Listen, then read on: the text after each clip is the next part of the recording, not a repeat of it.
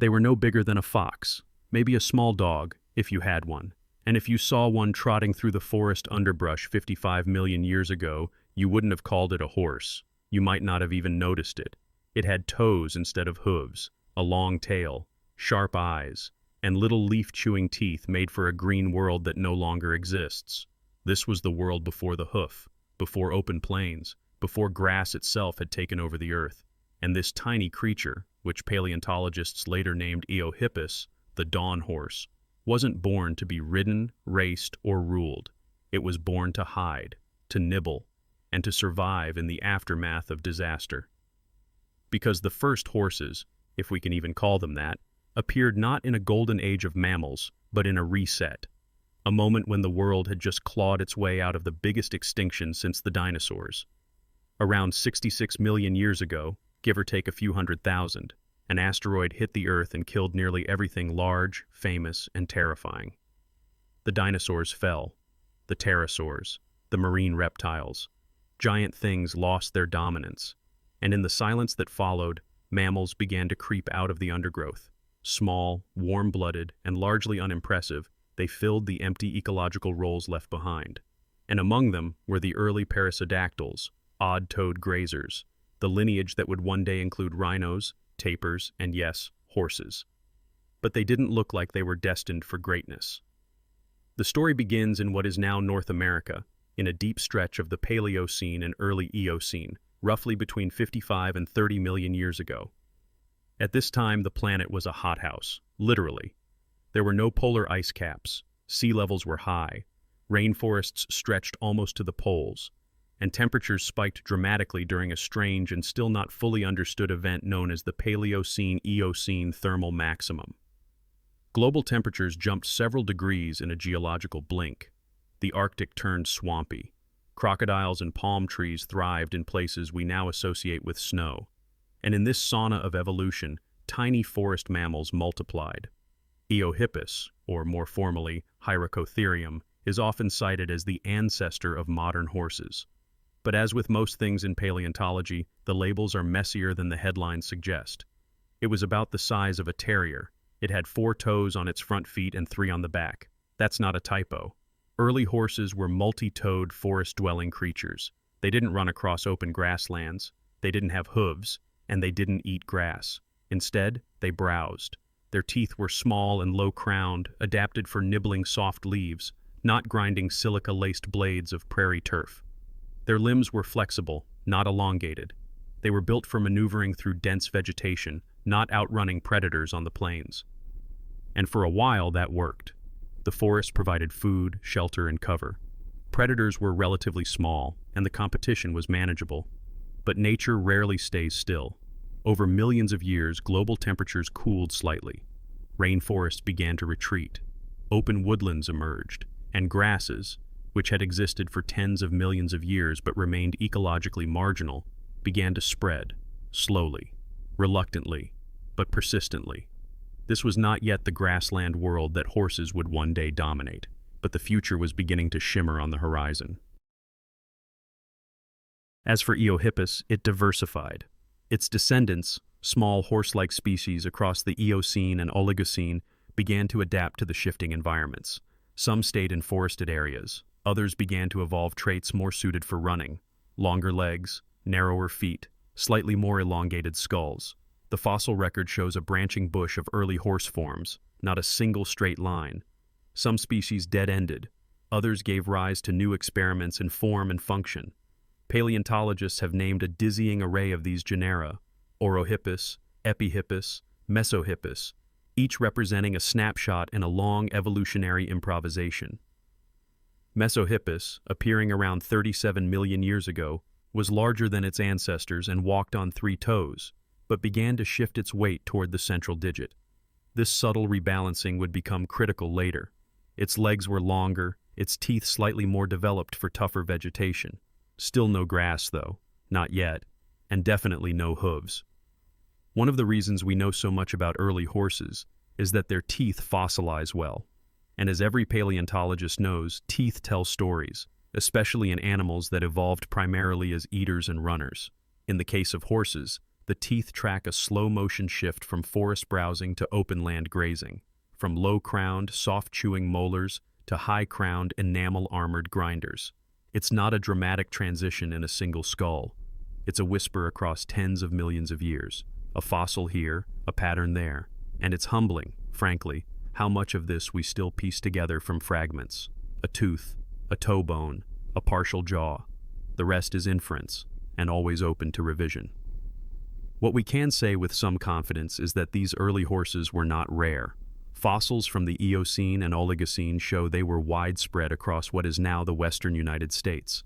Sites in Wyoming, Montana, and the Dakotas have yielded rich assemblages of their bones. And they weren't alone. They lived alongside early rhino relatives, tapirs, and strange, now extinct hoofed mammals that defy easy classification. It was a menagerie of evolutionary experimentation. And the world they lived in, while unrecognizable today, was already setting the stage for the landscapes we now associate with horses. But it's important not to romanticize these animals. They were not noble. They were not beautiful in the way we imagine modern horses. They were survivors, small, nimble, nervous, prey animals in ecosystems ruled by predatory mammals and flightless terror birds. Their evolutionary success was not destiny. It was opportunity plus accident. They just happened to be good enough, fast enough, adaptable enough to persist. And even now, there's debate about how direct the line is from these earliest forms to the horses we know. The fossil record is incomplete. There are gaps. There are species known from a single molar, and others from near-complete skeletons that raise more questions than they answer. Genetic data, where available, only goes so far back. Much of the deep evolutionary history of horses remains a mystery. And like all good science, the best we can do is admit what we know, acknowledge what we don't, and remain open to being surprised. What is clear is that the hoof, the defining feature of modern horses, had not yet arrived. Nor had the brain size, the social complexity, or the endurance running that would one day make Equus one of the most successful mammals on Earth. All of that was still millions of years away. In this first act, the horse was a whisper, a shadow in the forest, a soft-footed grazer with too many toes, navigating a world that was still healing from catastrophe. And yet, something about them worked. Something about their body plan, or their metabolism, or their reproductive strategy, kept them around long enough to change with the world. Not because they planned it, but because evolution favors the persistent, the flexible, the quietly lucky. So what made these little dawn horses such survivors? Was it their speed, their diet, their size, or was it simply that they didn't get in their own way, that they adapted without trying to master anything? We don't know, not fully. But what we do know is that over the next 30 million years, these small, many-toed creatures would undergo one of the most extraordinary transformations in mammalian history. They would leave the forest. They would grow long legs. They would learn to run. They would spread across continents. And one day, a very long time from now, they would let us climb on their backs. But for now, in the shaded undergrowth of a Paleogene forest, a small animal listens for the crack of a branch. It sniffs a leaf. It flicks its tail. It doesn't know it will become anything else. It's just trying to live through the day. And that, as far as we can tell, is how the story of the horse begins. If you want to know what horses became, don't start with the hoof, start with the tooth. Because between 30 and 5 million years ago, something radical happened in the way horses ate, and you can still see it written in enamel. This was not just a shift in diet. It was an evolutionary gamble that reshaped their skulls, their limbs, and ultimately their survival. And it all began with grass. Grass, at first glance, does not seem like the kind of plant that could trigger a revolution. It's low, it's fibrous. It doesn't flower with flair or drip with nectar. But around 30 million years ago, it began to take over the earth, quietly, persistently, in wave after wave of ecological expansion, driven by cooling climates and drying landscapes. Grasslands spread where forests once stood. In North America especially, the dense, humid woodlands of the Eocene began to retreat. The continent slowly opened up. Wooded patches turned to savannas. Savannas became plains. And animals that once thrived in shade were now exposed to light, distance, and predators. For horses, this was a problem. Their ancestors had evolved for life in the underbrush. They were browsers, picking leaves and fruit from low vegetation. Their teeth were low-crowned and rounded, perfect for soft, moisture-rich plants. But grass is different. Grass is tough. It contains silica, which wears down teeth like sandpaper. It grows close to the ground, mixed with grit, dirt, and dust. It requires an entirely different strategy to eat, not just in behavior, but in biology. And this is where the fossil record becomes almost cinematic. Because horse teeth didn't just wear down and fail, they transformed. Over millions of years, they became higher-crowned, or hypsodont. This allowed more tooth material to erupt over the animal's life, giving it a longer, functional lifespan in abrasive conditions. The enamel became more complex, with intricate folding patterns to help grind down grass efficiently. The roots elongated, the chewing surfaces flattened and broadened. And crucially, different horse species began to specialize in different kinds of vegetation. We know all this because fossil horse teeth are common, and they preserve detail exceptionally well. Paleontologists have collected tens of thousands of them from Miocene and Pliocene deposits across North America. And while we can never know exactly what a single animal ate on a Tuesday in the late Miocene, we can look at populations, measure wear patterns, and analyze the isotopic signatures locked in the enamel.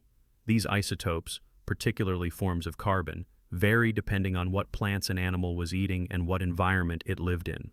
And they tell a clear story.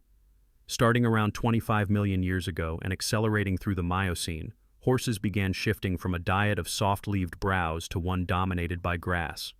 But this wasn't just a dietary choice, it was survival. As forests receded, the horses that failed to adapt began to vanish. And those that took the grass gamble, those that evolved high-crowned teeth, longer limbs, and more efficient digestive systems, began to thrive. This period saw an incredible radiation of horse genera. Merychippus, appearing around 17 million years ago, is often cited as one of the first true grazing horses. It still had 3 toes, but it favored the central one. Its legs were longer, more fused, better for running.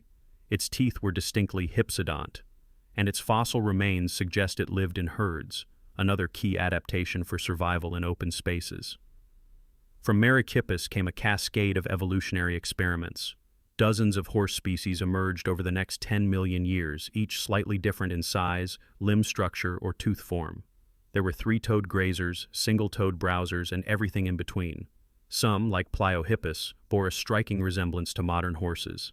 Others were stranger, more specialized, or short-lived. It's tempting to draw a straight line through them, as if evolution had a plan. But it didn't. Evolution doesn't work toward an ideal. It selects what works for the moment, in the environment of the present. Some traits persist, others vanish. Many branches dead end. And in the case of horses, there were many dead ends. Still, the overall trend is hard to miss. By the late Miocene and into the Pliocene, the dominant horse species in North America were larger, longer-legged, and unmistakably built for grazing. Their teeth speak volumes. Under a microscope, the surfaces are scratched and grooved in patterns consistent with grass-heavy diets. Their jaws are deeper, their skulls longer, and their limb bones suggest a lifestyle increasingly dependent on speed, not just for foraging across wide landscapes, but for avoiding new predators emerging in the open. The adaptation to grassland life didn't happen in isolation. Horses shared these environments with other evolving herbivores, camels, early antelope, and giant ground sloths, to name a few. Each group adapted differently, but horses, uniquely, leaned into the grazer niche more fully than almost any other lineage, and this specialization gave them a kind of ecological superpower. They could process massive amounts of low-nutrient plant matter, cover huge distances in search of food, and maintain large social groups for protection and reproduction. It's no accident that these are also traits that would one day make them useful to humans. But at this point in the story, humans didn't exist yet. The bet the horse was making wasn't about partnership, it was about independence. And there was risk. Specialization always carries it. High-crowned teeth are great for grass, but not ideal for softer browse. Long legs are excellent for speed, but less useful in dense forest. Grazers rely on quantity over quality, which works well in abundance but can fail dramatically in drought. The horse lineage that evolved during this period was agile and successful, but not invincible. Environmental change could still unmake them, and in time, it would. There's another transformation that unfolded during this time, more subtle but no less significant: the shift from multiple toes to a single dominant digit. Earlier horses, even those well into the Miocene, retained 3 toes on each foot. The outer 2 were functional, used for balance and stability. But as horses began running longer distances on harder ground, the load shifted to the central toe. Over time, the side toes shrank, eventually becoming vestigial splint bones in modern species. The hoof, as we know it today, was beginning to form. A thickened keratin covering, dense supportive tissues, and a digit uniquely suited to fast, sustained movement. This anatomical shift, from a tripod foot to a single beam, is not just about efficiency. It also tells us about behavior. Animals with broad, multi-toed feet are usually walkers, not runners. They move over soft ground, navigating varied terrain. Animals with single-digit limbs are built for the sprint, the escape, the chase.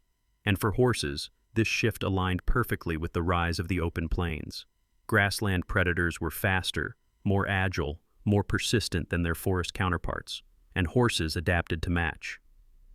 What we see in the fossil record is a long process of refinement, a slow sculpting of form to fit function. Not sudden, not dramatic, but directional. Over 20 million years, the horse became taller, its legs elongated, its spine flexed differently, and its teeth grew taller and more durable. And yet, for all this success, many species still went extinct. The fossil beds of Nebraska, Wyoming, and Florida are full of horse genera that no longer exist. They were real, they thrived, and then they didn't. The Miocene and Pliocene were eras of both opportunity and attrition. Climate variability increased. Glacial cycles began to flicker in the background. Sea levels fluctuated, and ecosystems responded. Some horses adapted by migrating, others by evolving, still others by vanishing. It's a humbling reminder that evolution does not guarantee survival. It only offers the tools. Success is temporary. Adaptation is borrowed time. And yet, one lineage managed to hold on. A group of single-toed grazers with high-crowned teeth and long limbs persisted through the climatic turbulence. They were flexible enough, numerous enough, and lucky enough to cross the threshold into the Pleistocene. They would one day become the genus Equus, the true horses, zebras, and asses of the modern world. But they were not inevitable. They were a narrow outcome in a chaotic system. So how did grass remake the horse? Not with a plan, not with a sudden leap, but with pressure, with grit, with silica-laced blades of low-nutrient survival, chewed one mouthful at a time. Grass rewarded animals that could eat poorly, run far, and stay moving. And the horse, more than any other mammal of its era, committed to that path. It built itself from the jaw up to survive on what most animals avoided. It lengthened its limbs to keep pace with the disappearing forest. And it forged a lifestyle based on movement, endurance, and teeth. Of course, we only see this in hindsight. No horse knew it was evolving. No species saw the grass and made a conscious decision.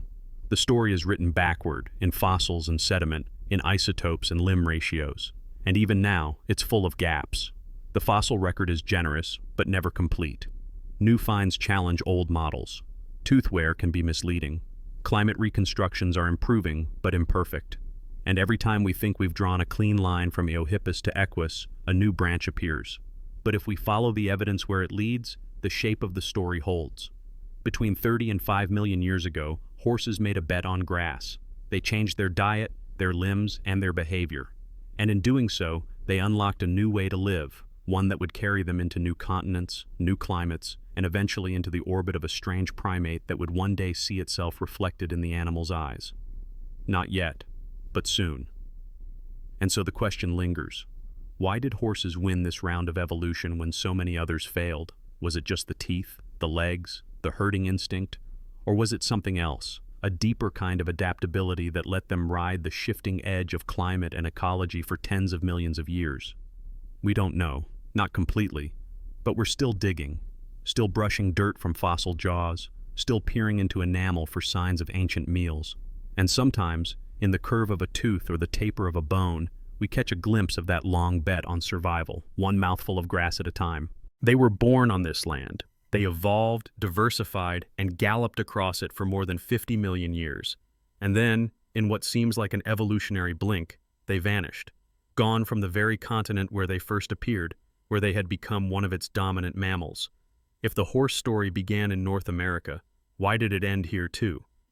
This question haunts the fossil record like a hoof print half buried in snow. Because for all their endurance, for all their success through climatic upheaval and ecological transition, the wild horses of North and South America did not survive the close of the Ice Age. By around 10,000 years ago, they were gone, and we are still trying to understand why. To answer that, we have to begin with what came before. The Pleistocene epoch, starting roughly 2.5 million years ago, was a period of dramatic oscillation. Glaciers advanced and retreated across the northern latitudes. Sea levels rose and fell. Habitats shifted rapidly, from tundra to grassland to boreal forest. And yet, the horses thrived. Not just survived, thrived. Fossil beds from this time show a remarkable diversity of horse species across North and South America. Some were small and stocky, others tall and lean.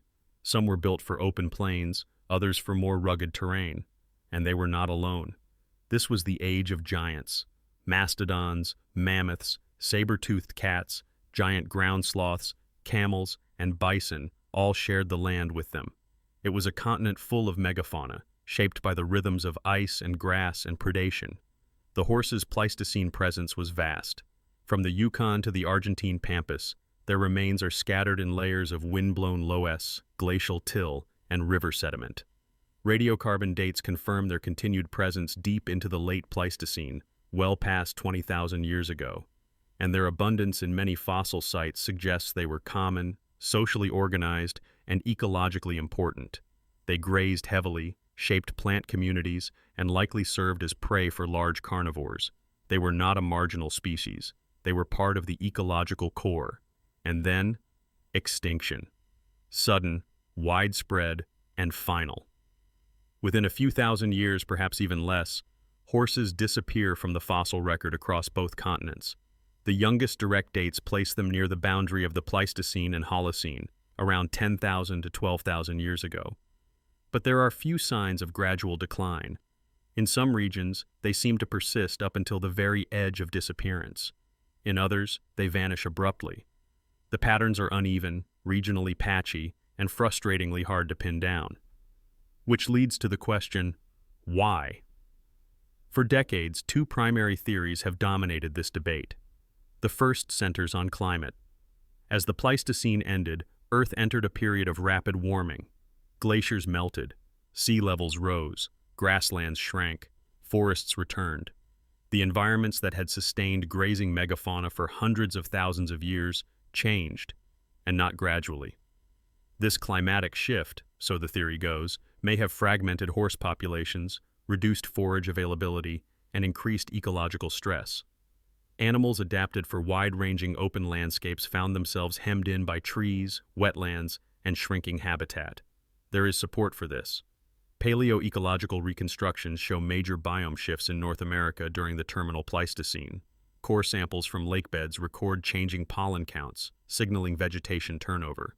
Stable isotope data from fossil horse teeth suggest a shift in diet in the final millennia, perhaps not by choice but by necessity. And similar extinction patterns are seen in other large herbivores. It wasn't just horses. The whole Ice Age megafaunal guild collapsed. Something big was happening. But climate alone may not be enough. After all, horses had survived countless glacial interglacial cycles before. They had adapted to colder phases, warmer phases, wetter and drier landscapes. Why would this transition be different? That brings us to the second theory, one that is more recent in geological terms and more controversial in tone: human arrival. Sometime between 20,000 and 15,000 years ago, humans entered the Americas. Whether by coastal routes or inland ice-free corridors, they expanded rapidly across both continents. And wherever they went, extinction seemed to follow, first in larger-bodied species, then in more specialized ones. This correlation is striking, and for many researchers, suspicious. Could humans, newly arrived and well-armed with tools, have hunted the horses to extinction? There is some evidence to support it. At a handful of archaeological sites, Horse bones show cut marks or burn patterns consistent with butchery. Projectile points have been found in direct association with horse remains. And the timing is suggestive. The final disappearance of horses in North America occurs roughly contemporaneously with the expansion of Clovis culture, known for its advanced lithic technology and large game hunting. But the evidence is thin. For a continent-wide extinction, the archaeological record is sparse. Most sites do not show clear signs of overkill. There are no mass kill sites, no horsebone middens, and horses, while surely hunted, may not have been the primary prey species. Bison, mammoths, and camels seem to have drawn more attention in the archaeological assemblages we do have. So was it really overhunting? Or was it something else? Indirect effects, ecological cascades, or just coincidence? One alternative is the blitzkrieg model, a rapid, low-population hunting impact that doesn't leave much trace. A few skilled human groups could, in theory, disrupt reproductive cycles, scatter herds, or eliminate key populations, especially if horse numbers were already stressed by climate. Another idea is the keystone herbivore model, that removing just a few large grazers could unbalance entire ecosystems, triggering broader collapses in plant communities and secondary extinctions. Horses were not just victims in this model, they were ecological engineers. Their loss would have rippled outward. But there's a third possibility, harder to quantify but perhaps more likely than either climate or hunting alone. That extinction is rarely about one thing, that it's often a confluence of factors, tipping together at once. Habitat change reduces food supply, climate shifts stress populations. Humans arrive and add new pressures, hunting, competition, landscape fire. Disease could play a role too, introduced by animals or even by humans themselves. And when multiple systems are already vulnerable, one last push can be enough to collapse them. This synergistic model is gaining traction among paleontologists. It's harder to prove. It requires multiple lines of evidence and cautious interpretation. But it avoids the oversimplification that one factor alone can explain extinction. It treats ecosystems as dynamic, interlinked, and sensitive to feedback. And it fits the fossil record, messy, uneven, incomplete, better than the cleaner stories of climate or humans alone. Still, the haunting part of the story remains. The horses were here, they were native, and they vanished. Not from Europe or Asia, but from North and South America, their evolutionary homeland. And the landscape was never the same again. In South America, the story is even murkier. Horses had migrated there during earlier phases of the Pleistocene, likely via the Isthmus of Panama. They established populations in the Pampas and highlands, and then, like their northern cousins, they disappeared. Fossil sites in Argentina, Uruguay, and Brazil all show terminal Pleistocene dates, often alongside other megafaunal extinctions. But human presence in South America was more recent and less widespread during the extinction window. Climate may have played a larger role here, or perhaps we're simply missing the right data. Much of the fossil record remains unexplored, the gaps are wide, and our interpretations are always provisional.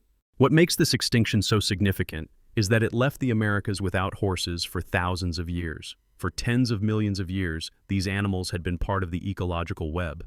And then, silence. No hoofbeats, no herds, just bones, scattered in sediment, slowly fossilizing. They would only return much later, under very different circumstances, and from across an ocean. But that is not this story. What remains is a reminder of impermanence. Evolution does not guarantee permanence. Adaptation does not ensure survival. Even the most successful lineages can vanish when the pressures align.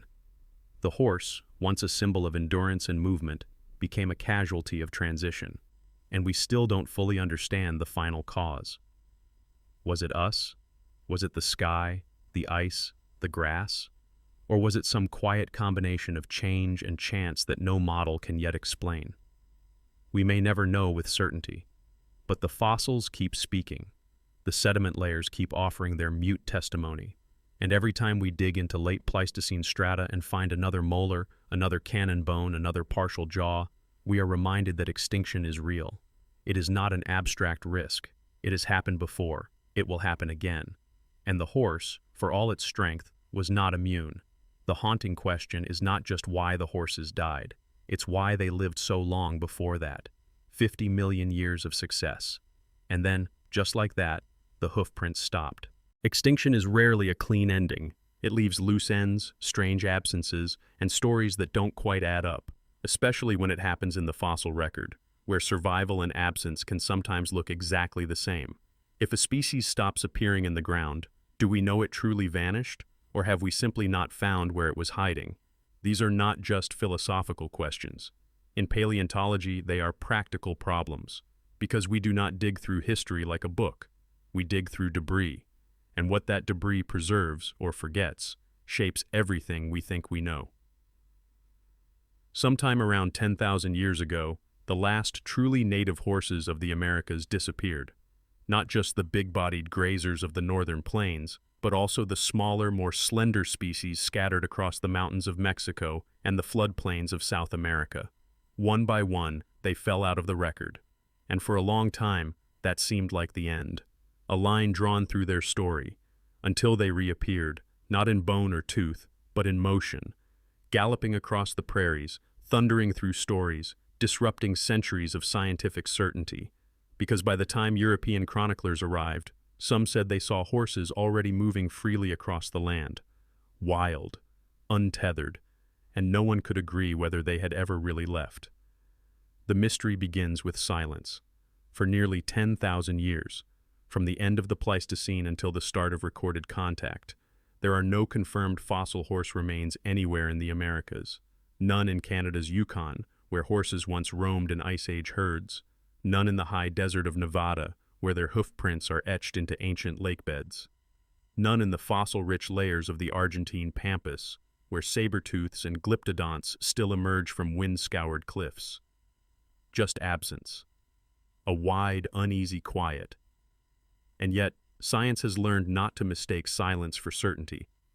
The fossil record is not a perfect archive. It is full of holes. It is shaped by bias, randomness, and accident. The conditions that preserve a skeleton in one place may dissolve it entirely in another. Some sediments are too acidic, others too dry. Some bones are too small, too scattered, or simply too far beneath the modern surface to ever be found. Paleontologists call this the problem of preservation potential, the idea that most organisms do not become fossils, and those that do are not evenly distributed across time and space. Fossils are survivors of geological chance. And even when the conditions are right, humans have to look in the right place. Some sites, like Florida's Montbrook fossil bed, have been dug for years before revealing their secrets. Others remain unknown, buried beneath cities, farms, or forests. Entire species may have existed for thousands of years without leaving behind a single complete skeleton, just a molar, a hoof bone, or a splintered vertebra too weathered to identify. This is what paleontologists call a sampling bias. Not everything that lived is equally likely to be discovered. The record favors the large, the numerous, and the lucky. To deal with this uncertainty, modern scientists have turned to mathematics. Statistical models now allow researchers to estimate not just what is present, but what is probably missing. By looking at known fossil data and running simulations, essentially asking, what would we expect to find if we kept digging here for another 100 years? Paleontologists can calculate the probability that an absence is real. In some cases, like the Montbrook site in Florida, this has helped resolve genuine mysteries.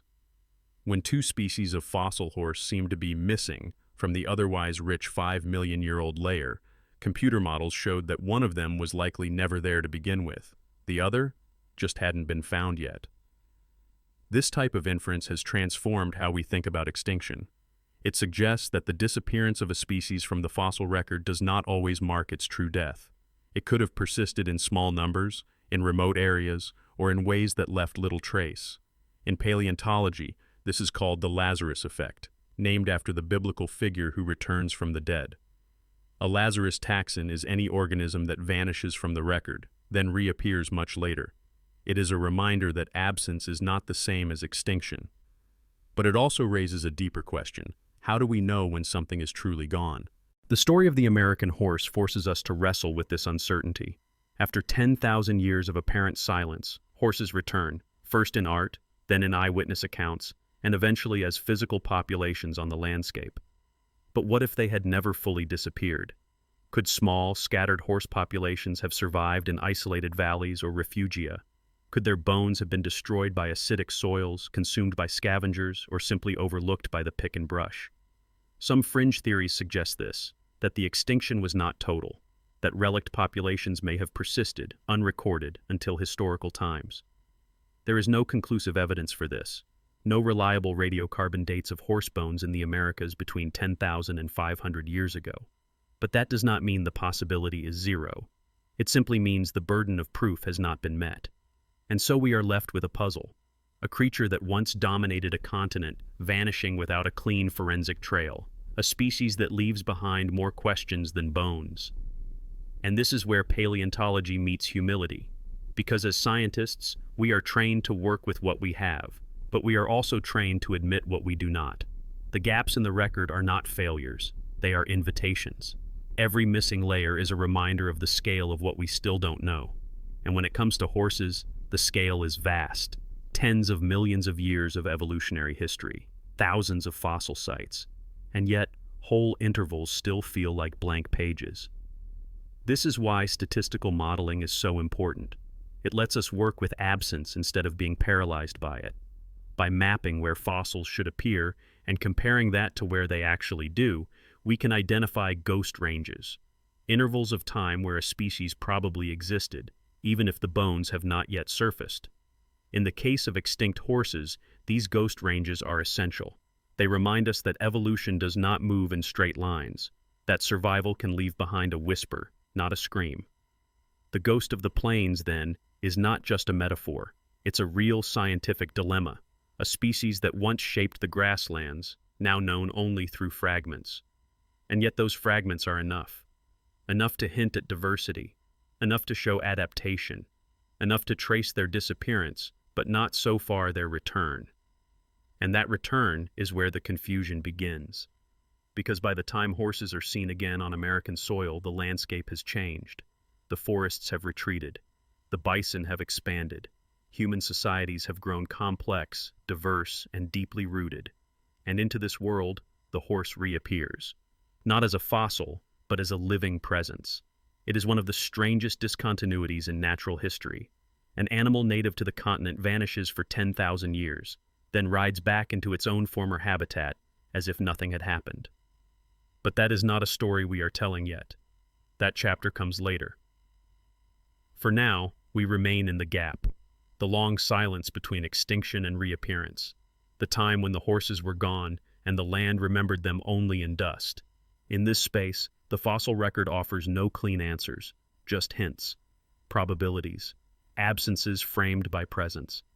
It is an uncomfortable space for science because it resists closure, but it is also one of the most honest, because this is where science lives, not in the certainty of answers, but in the humility of questions. So what if a species goes extinct, but comes back centuries later?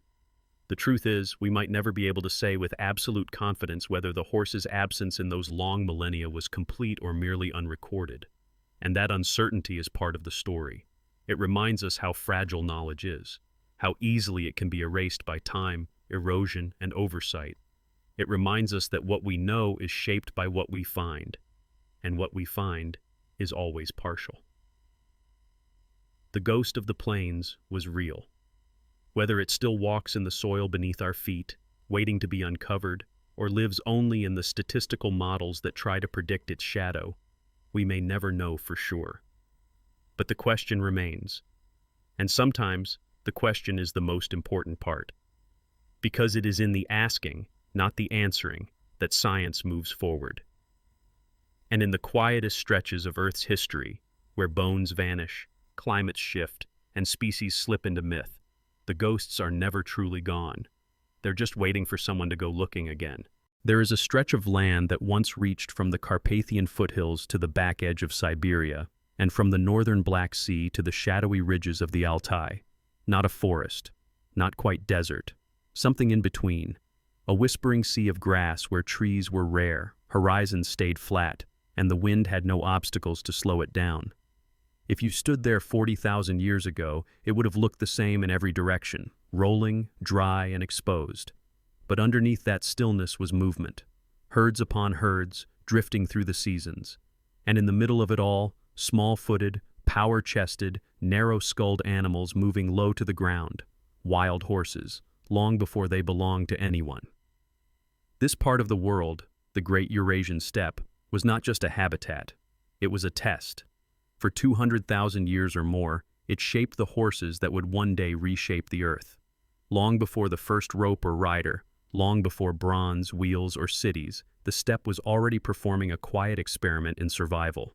It stripped down the body, sped up the legs, toughened the gut, and demanded endurance. No fences, no safety, just space, distance, and time. The horses that lived here during the Middle and Late Pleistocene were not identical to those alive today, but they were recognizable.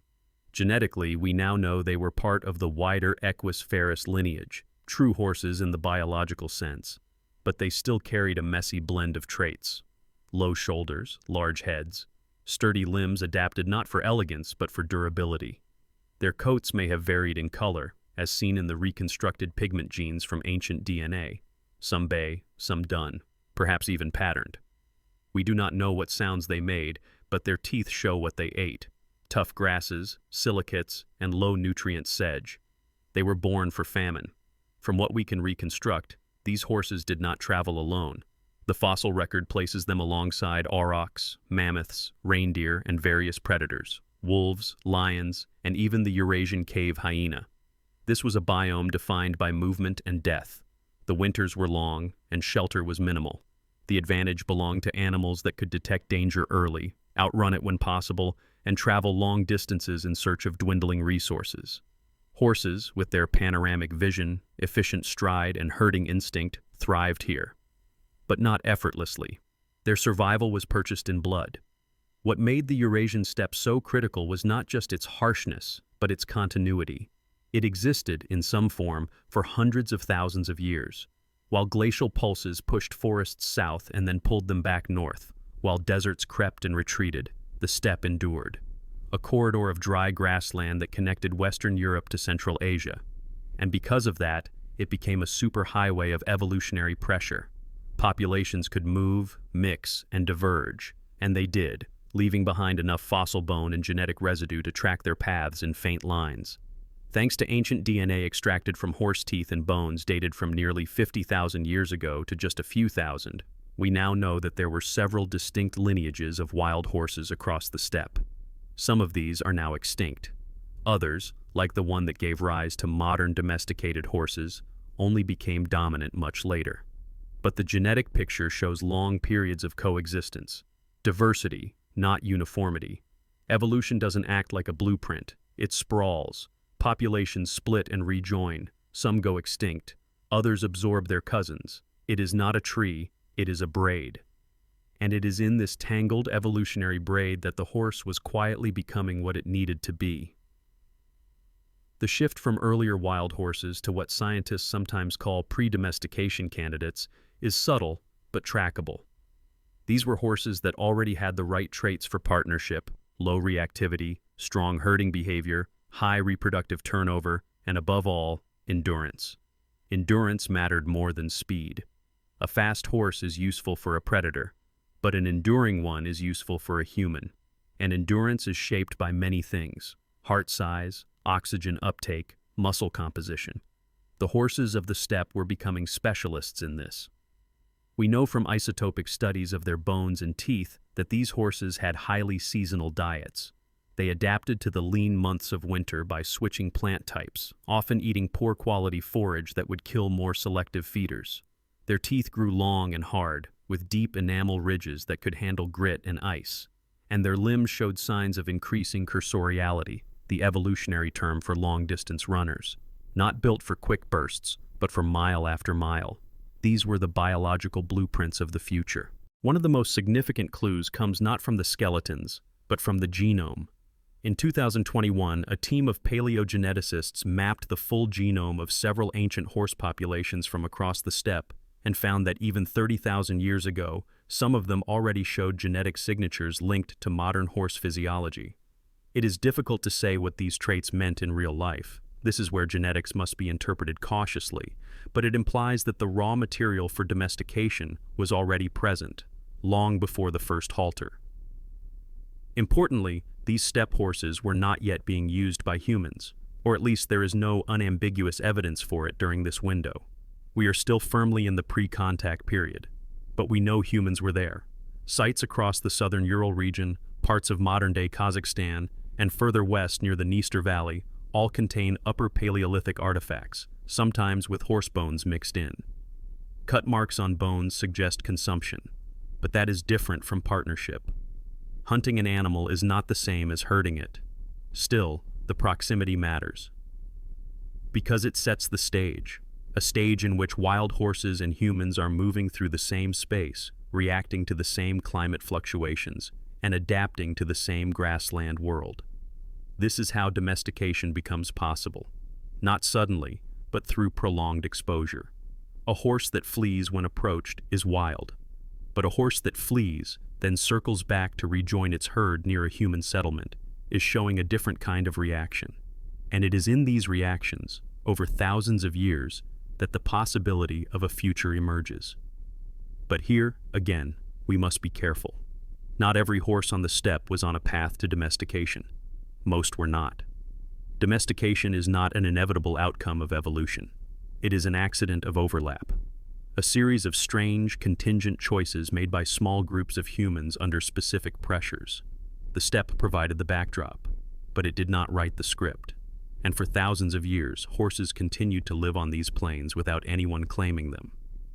What the steppe did offer, uniquely, was scale. No other region on Earth provided such a vast, continuous expanse of horse-friendly terrain. No other biome funneled so many ungulates into such open territory. No other landscape created such predictable seasonal challenges, which rewarded sociality, movement, and adaptability. In this sense, the steppe was less a birthplace and more a crucible.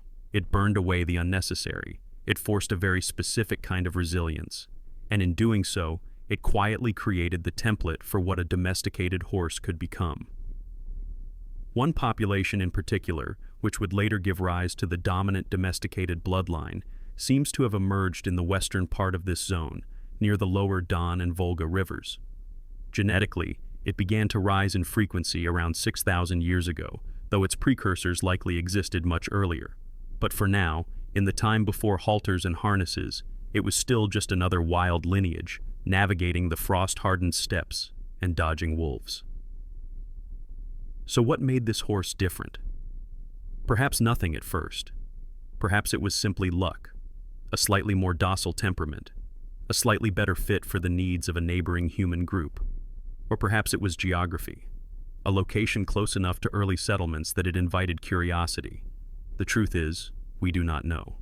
And this is where humility returns to the story.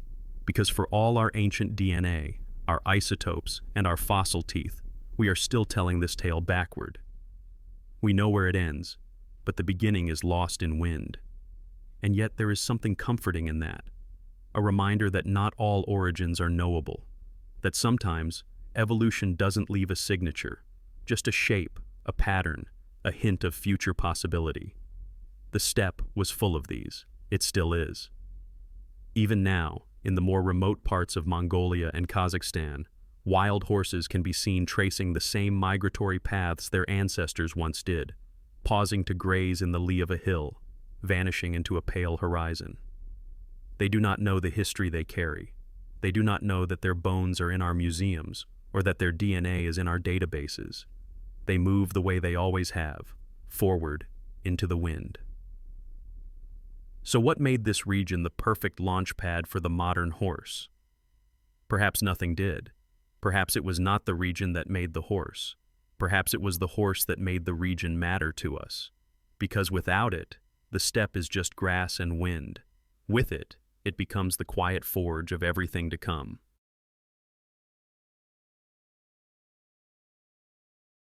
In a quiet corner of northern Kazakhstan, the soil remembers something we forgot. Beneath flat grasslands and ancient fence lines buried in sediment that was once trampled by hooves, lies one of the most puzzling archaeological clues in the story of humans and horses. Long before cavalry charges or saddled warfare, Long before modern breeds, tournaments, or even bridles, there was the bow tie. And for a few centuries they may have done something astonishing. They may have tried to domesticate the horse and then stopped. The bow tie culture emerged sometime around 5500 BCE, give or take a few generations. They were not farmers. They lived in semi-permanent pit houses, hunted a bit, gathered what they could, and settled into small, clustered communities along river valleys like the Iman-Berluk and the Tersek. The climate was changing. Grasslands were expanding. And among the bones left behind in their refuse piles, one animal dominates almost completely. Not cattle, not sheep, horses. Thousands upon thousands of horse bones, covering more than 90% of the faunal record at some sites. It was not a coincidence. For a long time, archaeologists assumed the bow tie simply hunted wild horses in seasonal drives, that they were, in effect, clever foragers taking advantage of a local abundance. But then came the residues. In ceramic pots, traces of a strange fat were found, lipids that bore the unique isotopic signature of mare's milk. It was not just meat. Someone, at some point, had milked a horse, and not by accident. Milking requires a kind of familiarity, or at least proximity, that hunting does not. Then came the enclosures. At sites like Bowtie and Krasny Yar, circular patterns in the ground suggested fencing, containment, and on some horse teeth there were microscopic wear marks consistent with bit use, not iron bits, which came much later, but perhaps rawhide or organic materials used to control the mouth. It wasn't conclusive, but it hinted at more than mere consumption. Something deeper was happening here, something more intimate. And yet, the story refused to follow a straight line. In 2017, a landmark study led by Ludovic Orlando sequenced the DNA of ancient horse remains from bowtie sites. The results were unexpected. These animals were not the ancestors of modern domesticated horses. Genetically, they belonged to a separate lineage, one that no longer exists in the wild. The only modern relative still alive today from this genetic branch is the Przewalski's horse, an endangered species once thought to be the last truly wild horse on Earth. But even that has proven complicated. Most living Przewalskis carry some signs of past domestic introgression, and the bowtie horses may not have been entirely wild either. So what were they? The answer seems to be this. The bowtie horses were local, semi-managed, but never fully transformed. They were exploited, familiarized, possibly corralled, but not reshaped. No selective breeding, no managed reproduction, no long-term continuity of genetic traits passed intentionally. If this was domestication, it was early stage, messy, and ultimately abandoned.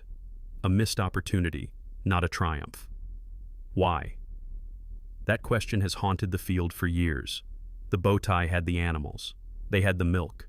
They had the bones and the enclosures and arguably the cultural context to build on it. And then, nothing. The culture faded. The horses scattered. There is no evidence of transmission. The practices, whatever they were, did not spread beyond the region. And 1,000 years later, when the true ancestors of modern horses did begin to emerge on the Pontic-Caspian steppe to the west, they bore no genetic trace of bowtie blood. It is as if the entire episode was erased, a domestication that did not stick. There are theories, of course. Some suggest environmental stress. Perhaps the local ecology shifted in a way that made sustained horsekeeping impractical. Others point to the social structure of the bowtie themselves. Without large, interconnected networks or trade economies, the practical benefits of domesticated horses may have been limited. Why invest in breeding and selection if you do not need to travel, trade, or fight over distance? Another possibility is that this was never intended to be domestication in the full sense. The bowtie may have simply tamed horses to make them easier to kill. Temporary corrals, passive herding, a relationship rooted in consumption, not companionship. The fact that some horses may have worn bit-like materials does not mean they were ridden. They may have been restrained. Milking is easier when the animal is held still. Still, it is difficult not to feel the ghost of a turning point here, the beginnings of a trajectory that could have changed human history much earlier, but didn't. Because when we look back, we tend to draw straight lines, from wild to tamed, from tamed to trained, from trained to transformed. But the real story is messier. It includes false starts, lost branches, cultural dead ends, and the Bowtie were one of them. Their horses were wild enough to resist, tame enough to tempt, but never fully pulled into the human fold. And when the Bowtie disappeared, so did their equine experiment. All that remains is the archaeological trace, the mare's milk in the pots, the scatter of bones, the circular shadows in the soil. But even in that disappearance, there is something vital, because it tells us that domestication is not just biology, it is memory, continuity, intent. Without cultural transmission, the knowledge of how to manage, feed, care for, and breed horses fades. And when it fades, the animals revert. They do not stay still. The genetic lineages of Bowtie horses eventually vanish from the record. Their brief moment of proximity to humans, their halfway transformation, is gone. We sometimes think of domestication as a kind of inevitability, that if the conditions are right, it will happen.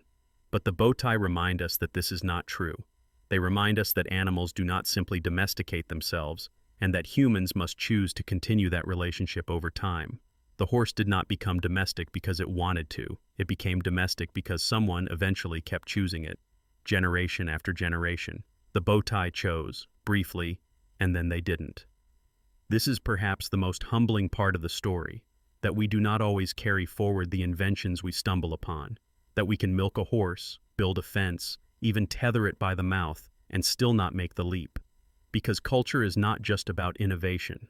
It is about memory, transmission, desire. The Bowtie have left us no texts, no songs, no oral histories we can decode, just the residue of milk, the geometry of pits, and the stubborn bone record. From this, we piece together the silhouette of a moment when humans and horses stood on the edge of something enormous and turned back. Was it fear, practicality, indifference? We do not know. But what we do know is this: 1,000 years later, on a different part of the steppe, someone else would try again, and that time they would not forget. So was this the first domestication? Or was it something else? An experiment never meant to last? And if horses had never been domesticated again, would we even know the Bowtie existed? Their hoof prints are gone, but in the dirt, in the isotopes, in the lipid traces, the memory lingers, not of success, but of a fork in the road, and of the path not taken. It is one of the strangest facts in the entire evolutionary record of horses. For nearly 50 million years, Equidae had thrived, diversified, vanished, and reappeared in waves across the American continents.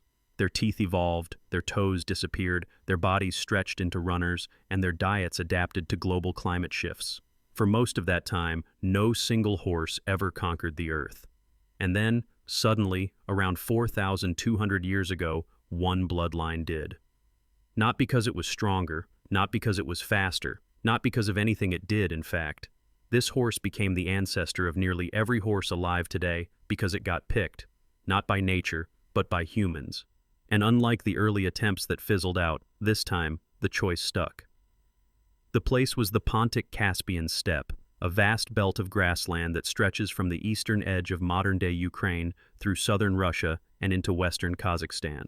For hundreds of thousands of years, this landscape had been home to wild herbivores, including herds of undomesticated horses that had roamed its slopes since at least the Middle Pleistocene. But around 4,200 years ago, something changed. A culture appeared that began to not just use horses, but to control them. This is not a guess. This is not based on pottery sherds or vague pictographs. This is written in the genome. A massive ancient DNA study, published in the journal Nature in the year 2024, traced the ancestry of over 470 ancient horses across Eurasia and compared them with modern domestic horse breeds. What it found was nothing short of revolutionary. Starting around 4,200 years ago, one horse lineage, previously local to the western steppe, began to explode in presence. Within a few centuries, it had replaced nearly every other local horse population from Spain to Mongolia. This was not a gradual diffusion, it was a genomic takeover. The origin point of this genetic surge points directly to the western Eurasian steppe. And while debates remain about exact tribal affiliations or individual groups, Archaeological context increasingly supports the idea that it was the Bronze Age culture now known as the Sintashta who took horse management to the next level.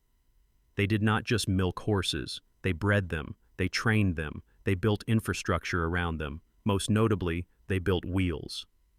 This was the age of the chariot.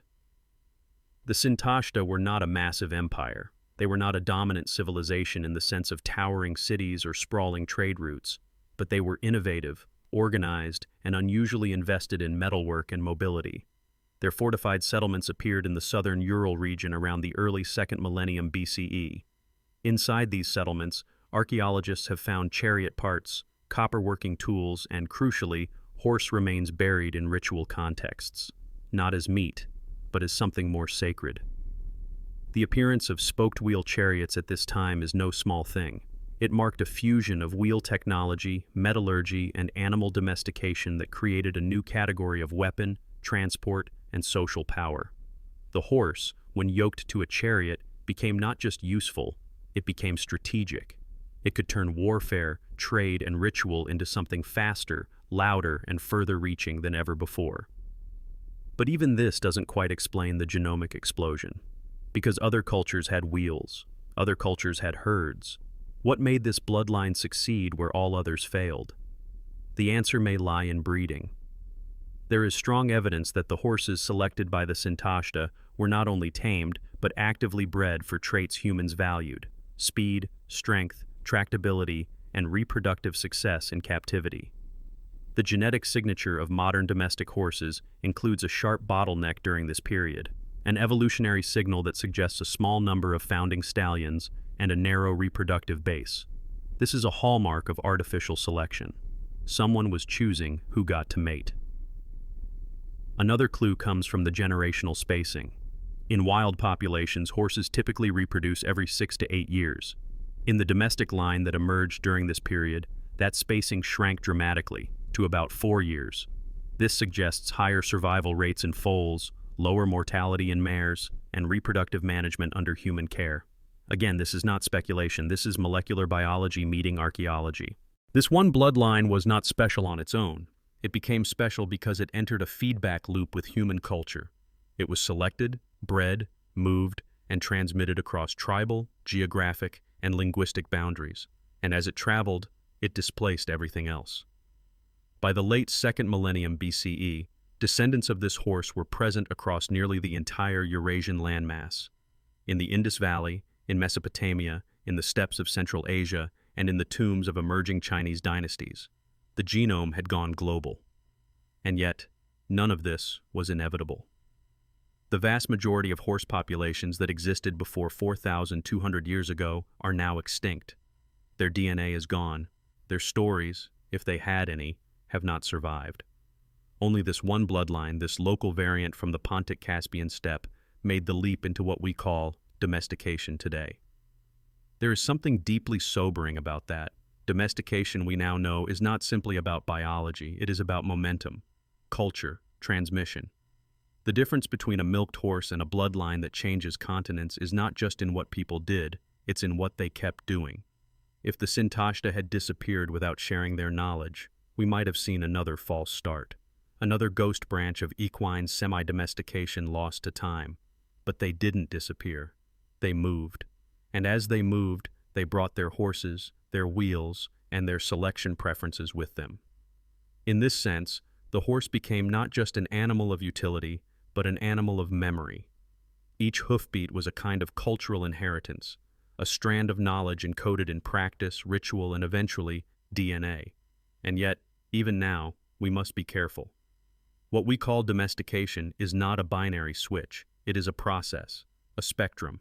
Even after 4,200 years ago, horses remained semi-wild in many parts of the world. Breeding was inconsistent. Practices varied. Local cultures retained wild capture traditions alongside managed herds. But the genomic signal does not lie. There was a point of no return, and once crossed, the horse was no longer just a wild animal. It was a partner. This partnership was built on breeding, yes, but also on belief. The horse became a symbol, a status marker, a ritual offering, and in that new role, It acquired something no other equid had achieved in 50 million years: persistence. Not the fastest, not the smartest, not the largest, just the one that got chosen and kept. So why did this bloodline outpace every other? Because someone kept betting on it, and that bet, for better or worse, changed the world. If you trace back your riding horse, your racehorse, your working mare, your show stallion, your old gelding that eats hay in the backyard barn, they all lead here. To a patch of wind-cut grassland 4,200 years ago. To a decision someone made again and again, to not just ride the horse, but to remember it. No one in the Bronze Age knew what a genome was. There were no chromosomes laid out on clay tablets, no mitotic diagrams scratched into ritual stones. But that didn't stop them from bending the future of an entire species with quiet, generational intent. Somewhere between 4,000 and 3,000 years before the Common Era, humans began breeding horses like they meant it, not just keeping them, not just riding them, but shaping them without maps of DNA or lectures in animal husbandry, shaping them with patience, with cultural memory, and with a biological instinct older than science: selection. The results are written not in text, but in sequence. The domestic horse, the one we now recognize as 𝐓𝐈𝐌𝐄𝐒𝐒, carries in its body the fossilized echoes of those early breeding decisions. But you have to look in the right places. Not the bones, not the hooves. The clues hide in the mitochondria and in the Y chromosomes. And both, interestingly, tell different stories. Let's start with the mitochondria, the energy factories inside every cell, inherited only from the mother. When scientists sequenced the mitochondrial DNA of modern horses and compared it to ancient remains, they found something curious: an enormous amount of diversity, dozens of distinct maternal lines. This suggests that early domestic herds preserved or absorbed a wide range of wild mares. The female side of the species remained genetically rich, flexible, adaptive. But the male story is different, shockingly different. When researchers analyzed the Y chromosome, the segment passed only from father to son, they found a collapse. Nearly all modern domestic horses trace their paternal ancestry back to just a few stallions, sometimes as few as one. This is a genetic bottleneck so narrow it might as well be a pinhole in evolutionary history. And it doesn't happen by accident. It happens when someone, or many someones, begin selecting only a few males to breed, again and again, over centuries. It is not hard to imagine how it worked. In the steppe cultures of the early to mid-Bronze Age, horses that performed well, those with stamina, strength, and temperament, were chosen for breeding. The best males were kept. The others were not. A pattern emerged, slowly at first, then exponentially. Before long, most horses across a wide geographic belt were descended from the same paternal few. This is artificial selection in its rawest form, not gene editing, not lab-coat eugenics, just generational feedback, trial, error, and retention. And while the humans driving this process didn't understand alleles or mitochondrial drift, they absolutely understood results. One of those results was endurance. Wild horses had always been runners, but they were built for bursts, flight, escape. The early domestic line, however, began to shift. Breeding pressures favored stamina over sprinting. Recovery time shortened, muscle fibers adapted, joint angles aligned for sustained motion. We don't know how long it took or how precisely it was measured, but the outcome is visible in skeletal strain, in wear patterns on hooves, and now in genomic structure. Even more telling is the change in reproductive intervals. In wild populations, horses typically breed slowly. A foal every 6 to 8 years is common, with high mortality rates for both mares and newborns. But in human care, that changed. The foals lived, the mares survived, and the intervals shortened. 4 years, then 3. Generation after generation began overlapping, and with it came something rare in the wild: acceleration. Biologically, this meant faster genetic turnover. Each new generation passed along selected traits with less time for mutation drift. Combined with the paternal bottleneck, this created an unusually coherent genetic profile across vast distances. Horses from Central Asia, Anatolia, and Eastern Europe despite being separated by geography and culture, began to look startlingly similar. Genetically, they were not just cousins, they were near clones. This does not mean horses were treated uniformly. Cultural practices varied. In some places, mares were revered. In others, stallions were favored in ceremony and warfare. Burial sites show different patterns in horse sacrifice, use, and representation. But the underlying biology tells a consistent story: selective male line breeding paired with broad maternal incorporation. It was not the domestication of a horse, it was the design of a lineage. Why this matters goes beyond horses. It's one of the earliest examples in human history of genetic engineering by culture, not by intention perhaps, but by impact. The people of the steppe were creating a biological tool, a living system optimized for speed, strength, and survival under human command, and they were doing it centuries before anyone wrote down a word of veterinary science. It is also a lesson in unintended consequences. The narrowing of the Y chromosome, though useful for establishing consistent traits, made the domestic horse lineage vulnerable. Low genetic diversity in any species can lead to fragility, susceptibility to disease, and reduced adaptability in changing environments.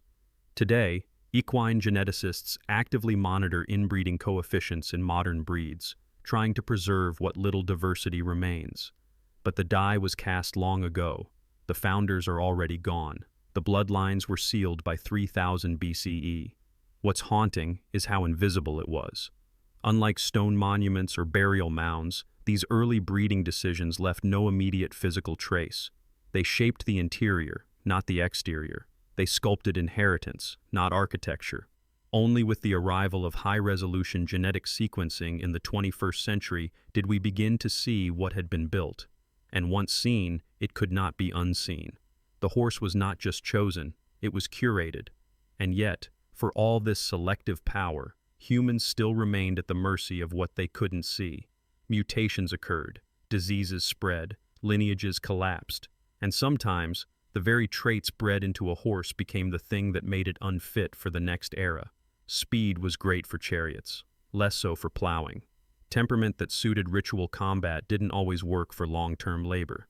Every act of selection was also a bet on the future. And as always, evolution does not guarantee returns. So how did we genetically engineer endurance before knowing what genes were? We didn't. Not in the way we think of engineering today. We stumbled. We repeated. We forgot. We remembered. We watched. And then slowly we began to understand. Not through microscopes, but through miles, through hoof prints, through the behavior of animals shaped by choices their breeders never wrote down, but always passed on. The horse did not become fast because someone invented speed. It became fast because generation after generation of humans remembered what it felt like to move further, faster, longer, and they didn't let that memory die. Which leaves us with a final question, one not easily answered. If we can shape a species this profoundly without understanding the mechanism, what are we shaping today without knowing it? And will someone, 4,000 years from now, read our footprints the same way we now read hoof prints in the grass? If you lived 5,500 years ago and looked out across the steppes of what is now Kazakhstan or Ukraine, you might have seen it. A man balanced on the back of a horse, legs gripping the ribs, no saddle, no stirrups, no reins, just a rope or rawhide loop, and a body that learned to balance before it learned to control. It wouldn't have looked impressive. Not then. No war chariots, no parades, just a figure shifting with the wind and the motion of an animal not yet entirely willing. But this moment, the moment a human climbed aboard and stayed, may be one of the most significant disappearances in the fossil record. Because riding doesn't leave a signature. Not easily. Not at first. For decades, archaeologists assumed horseback riding must have started after horses were already widely used for draft, meat, and milk. That domestication would naturally lead to mobility. But the physical evidence lagged behind. Horses decomposed. Ropes rotted. Bones didn't tell you what someone did on top of them. And for a long time, riding was inferred only from art or mythology, not from anatomy, until the bones started talking back.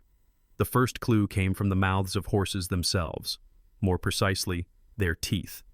Horses don't bite metal naturally, but bits, those rudimentary mouthpieces used to guide and restrain them, leave marks. tiny abrasions, depressions on the first premolars.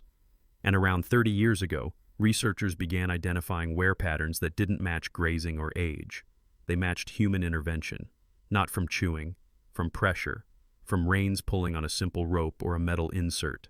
Bit wear became the earliest fingerprint of the mounted human. One of the most famous cases was found at bowtie culture sites, where horses from around 3500 BCE showed precisely this kind of damage. There is still debate.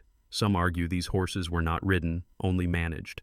But the presence of bit wear, combined with pens, large accumulations of manure, and milk lipid residues on pottery, pointed to human interaction that was more than culinary. These were not just animals, they were being used. And the most efficient use was transport. But bit wear alone wasn't enough. After all, domesticated donkeys and camels also show similar wear, and they are often used with harnesses or yokes. To prove riding, scientists had to turn to another kind of evidence: human bones. Because humans, unlike ropes, tend to fossilize with their injuries. In the early 21st century, a pattern began to emerge. In skeletal remains from the Eurasian steppe, especially those dated to between 3500 and 2500 BCE, bioarchaeologists noticed vertebral degeneration that seemed oddly specific. Not just the wear and tear of labor, not just aging, but microfractures, compression deformities, and osteoarthritis in the pelvis and lower spine that suggested repetitive shock, the kind consistent with riding an unsuspended animal over long distances. This wasn't random, it was anatomical. The spines of certain individuals, mostly male but not exclusively, showed changes in the lumbar vertebrae and sacroiliac joints that modern forensic analysts associate with habitual horseback riding. One study even compared the skeletal profiles of modern jockeys and cavalrymen to these ancient remains and found surprising overlap. The bone remembers, even when the rope is gone. Another sign came from the femur.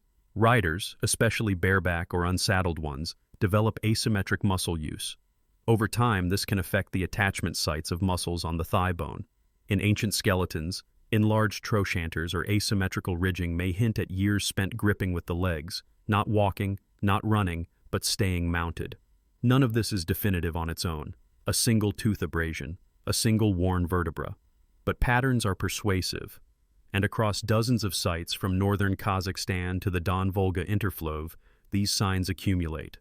The horses with bit wear, the humans with spines like jockeys.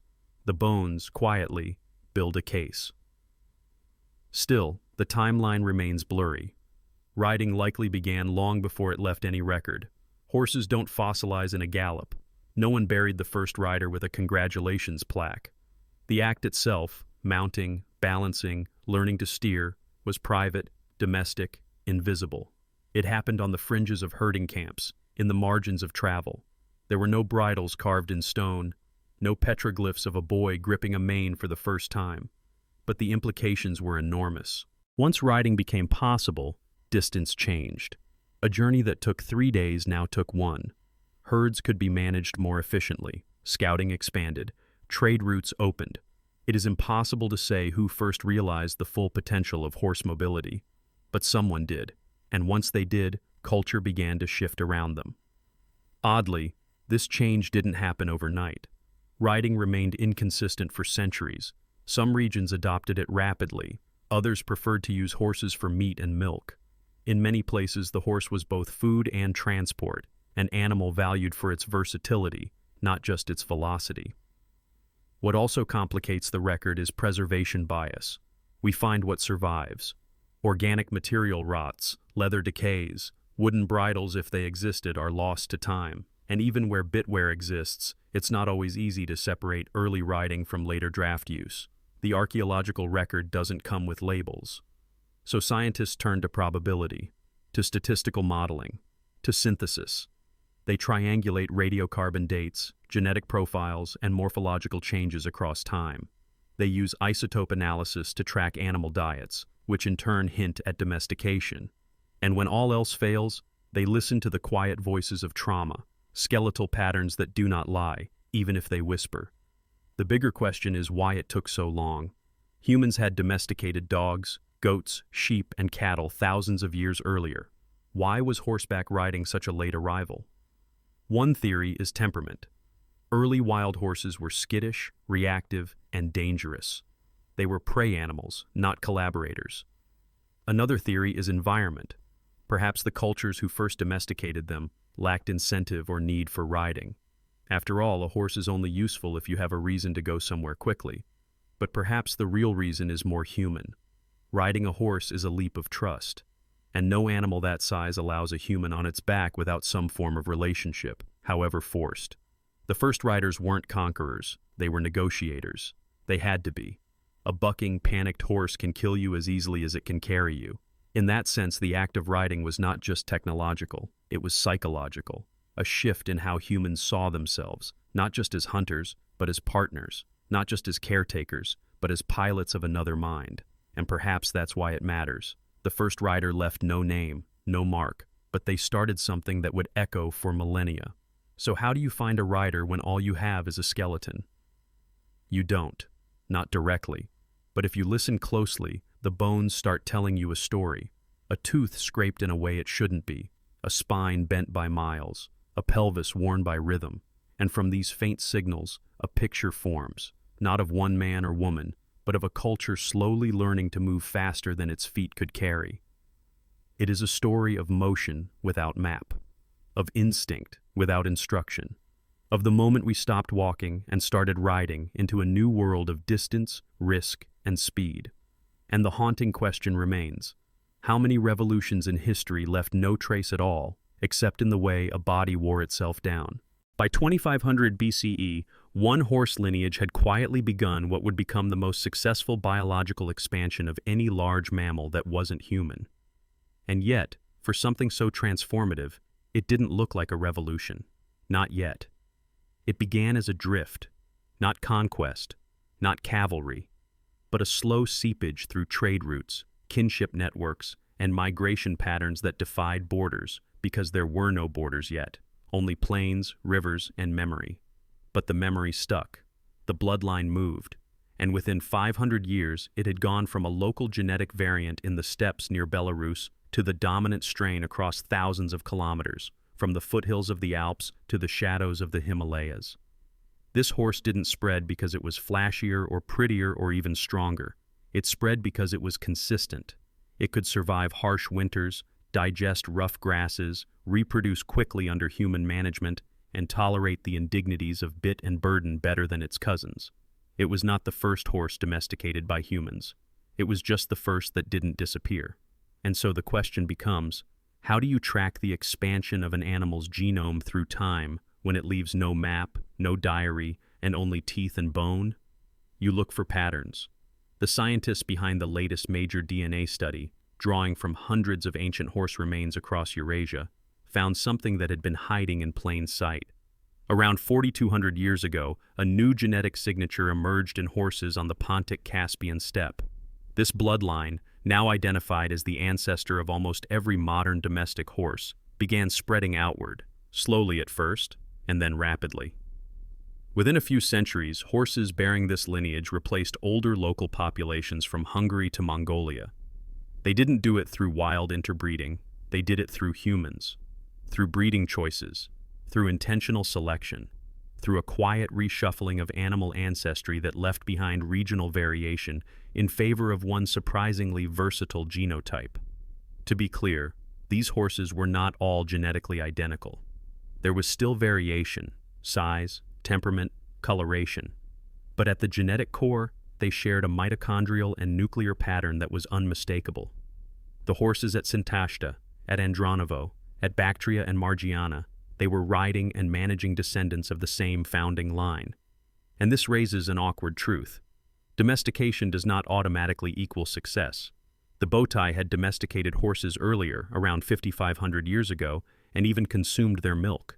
But those horses didn't become the ancestors of today's breeds. They faded. Their genome vanished.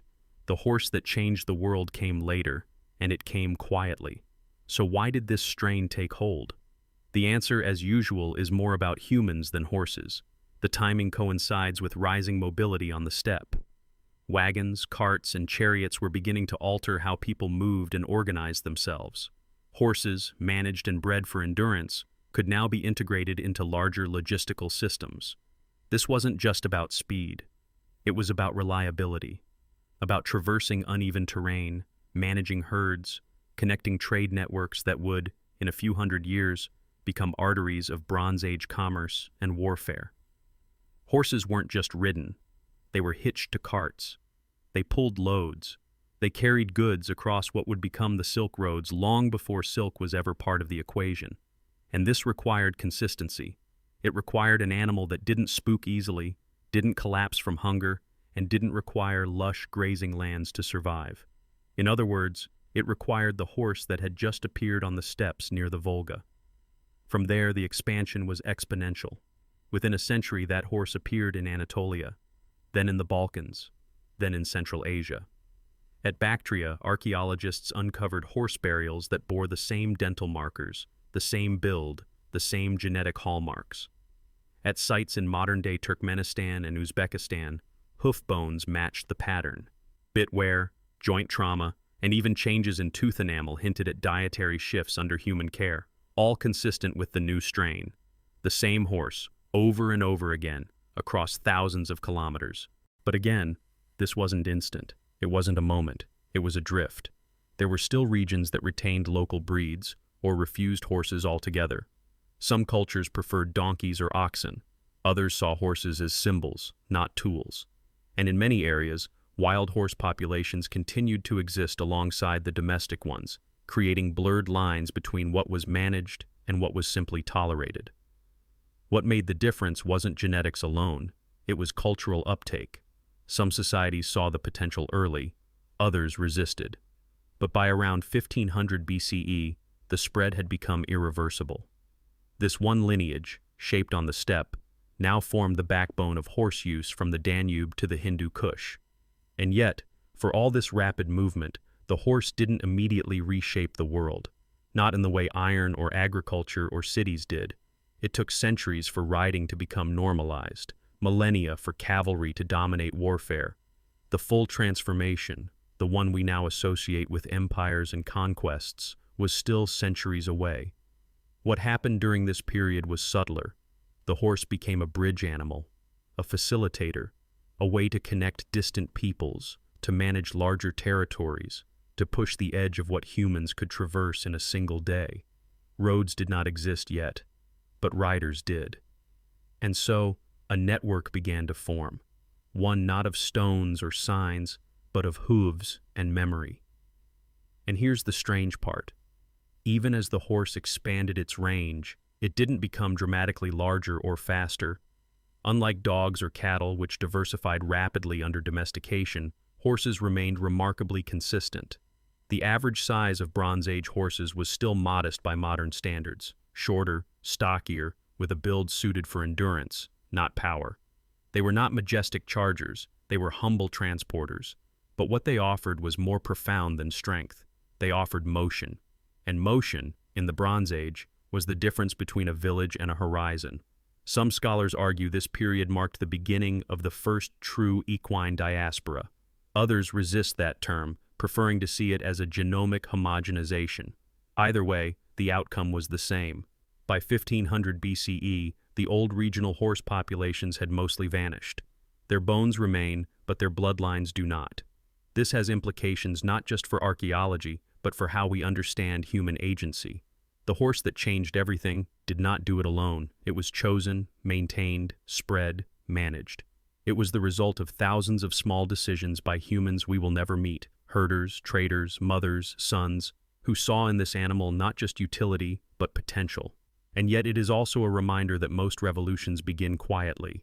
The horse didn't arrive with fanfare. It arrived with footsteps, with tireless grazing, with the quiet trust built between rider and animal over long hours on cold plains. It didn't conquer the world. It carried those who did.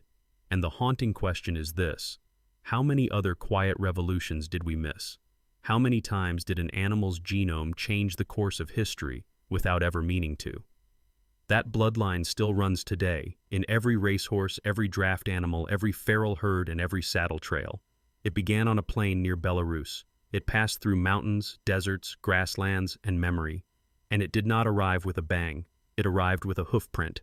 It's easy to forget, standing beside one, that a horse doesn't need you.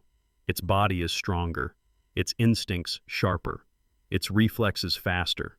One nervous twitch of its haunch, one panicked bolt of muscle and hooves, and your brittle little primate skeleton is dust on the ground. And yet something strange happened between 2000 and 1000 BCE. In pockets of Europe and Central Asia, in scattered settlements and burial grounds, we begin to find the traces, not just of horses, but of horse control. Not conquest, not riding in the modern sense, but control. A loop of rope, a carved fragment of bone, a strip of antler chewed smooth where it had once rested in a horse's mouth. The archaeology begins to whisper, we weren't just using horses, we were asking them. And the question was delicate, because horses, unlike oxen or donkeys, are not naturally submissive.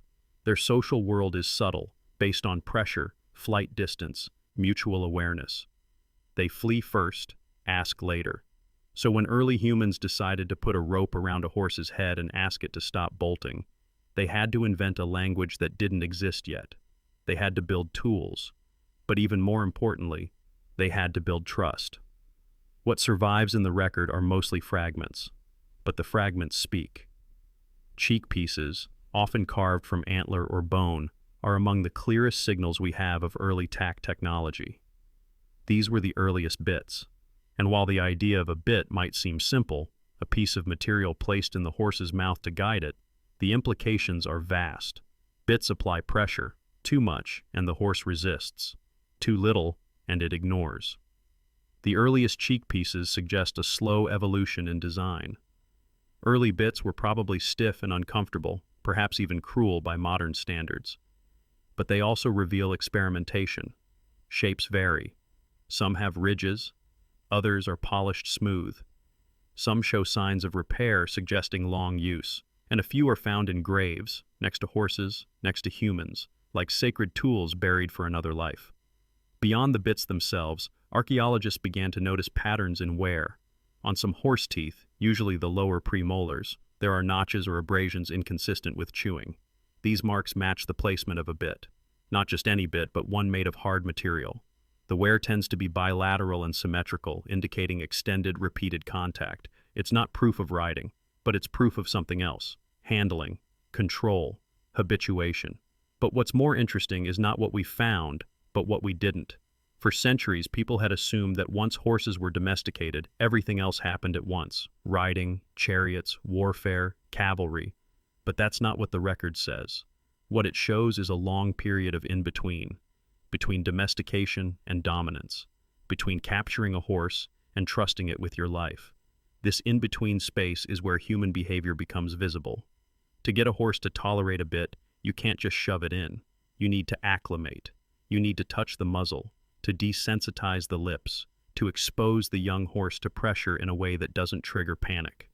Some researchers have speculated that early horse handlers must have developed something akin to modern behavioral conditioning. Maybe they used food rewards, maybe gentle voice cues. We don't know. But what we do know is that it worked. The horses complied. They didn't just run, they stayed. The story of reins is even murkier. Leather does not preserve well, so the first reins are invisible to us. But their effects are not. On the bones of ancient riders, especially in the vertebrae and femur, you can see changes, the curvature of the spine, the angle of the hips. Even muscle attachment sites begin to show signs of strain and repetition. These are not dramatic changes, not deformities, just adaptations. Signs that some people were spending a great deal of time guiding something powerful with very little leverage. By this period, roughly the Middle to Late Bronze Age, the horse was no longer just an animal among animals. In some societies, it had already taken on a different role, not livestock, not labor, but something more complex, a partner, a status symbol, a creature that conferred identity. In some burials, horses appear alongside high-status males, often adorned or placed in specific orientations. In a few, the bits are still present in the mouth, suggesting ceremonial preparation. This was no longer about use. This was about meaning. Still, we need to be careful not to over-romanticize. A bit of bone is not a contract. A tooth abrasion is not consent. But they are echoes. Echoes of a growing relationship that required invention, negotiation, and, above all, patience. Because the truth is, You cannot tame a horse the way you can pen a goat. A goat will climb, chew, and complain, but it will stay. A horse has the option of distance, of wind, of refusal. To overcome that, early humans had to observe, had to learn the way herd behavior worked. That pressure behind the haunch causes movement. That release of pressure is the reward. That forward ears signal focus. That flared nostrils signal uncertainty. In other words, they had to read the horse as a living system, not a tool, but a subject. Some modern ethologists argue that the key to horse domestication was not control, but relationship. That what began in this period, between 2000 and 1000 BCE, was the first consistent use of what we would now call pressure and release training. Not coercion, but timing. Not dominance, but rhythm. Of course, we can't be sure. These are modern terms, and we have no diaries, no instruction manuals from the Bronze Age. But the bones point toward a shift, a willingness to meet an animal halfway. We should also be clear, not everyone succeeded. Some horses refused, some ran, some probably died in accidents, snapped tethers, bolted across steppe and field. But enough of them stayed. Enough accepted the rein, the loop, the touch. And that acceptance, fragile and conditional, became the foundation of every cavalry charge, every postal route, every field plowed by hooves. Not because the horse was conquered, but because it was convinced. And that is the hardest thing to measure in archaeology. Convincing. Trust. A moment of mutual pause between species that have no common tongue. That moment doesn't fossilize, but its consequences do. This era also saw innovation in harnessing systems. Yokes, traces, and breast bands, tools designed not for riding but for pulling, began to evolve in parallel. Horses were now being asked to do more than move. They were being asked to haul, and this required a completely different kind of tack. The design had to distribute weight evenly. It had to avoid restricting breathing. The early versions were probably inefficient, but slowly they improved. And with them, the horse's role expanded, from partner to engine. In some cultures, horses were no longer just ridden or driven. They were dressed, decorated, plaited manes, dyed tails, ornaments affixed to headgear. Not for warfare, not for racing, but for ritual. It's unclear what these ceremonies meant. Perhaps fertility rites, perhaps funerary processions. But the implication is clear. The horse had become part of the symbolic order of human life, not just a thing to control, but a being to honor. And yet, for all of this, there's one mystery that lingers. How did early humans know which horse to trust? We don't know. Maybe they didn't. Maybe every colt was a gamble. Maybe the first bond was an accident. A cold night, a trapped foal, a slow blink in a warm barn. But somehow it happened. And once it did, it kept happening. Across valleys, across cultures, across languages, the rein was offered. And enough times, it was accepted. So here we are, thousands of years later, still holding reins, still trusting that something 10 times our weight won't panic, that the ancient agreement still holds. And the haunting question is this: was the horse ever truly ours? Or did we just learn to ask politely? They didn't just ride them, they buried them, carefully.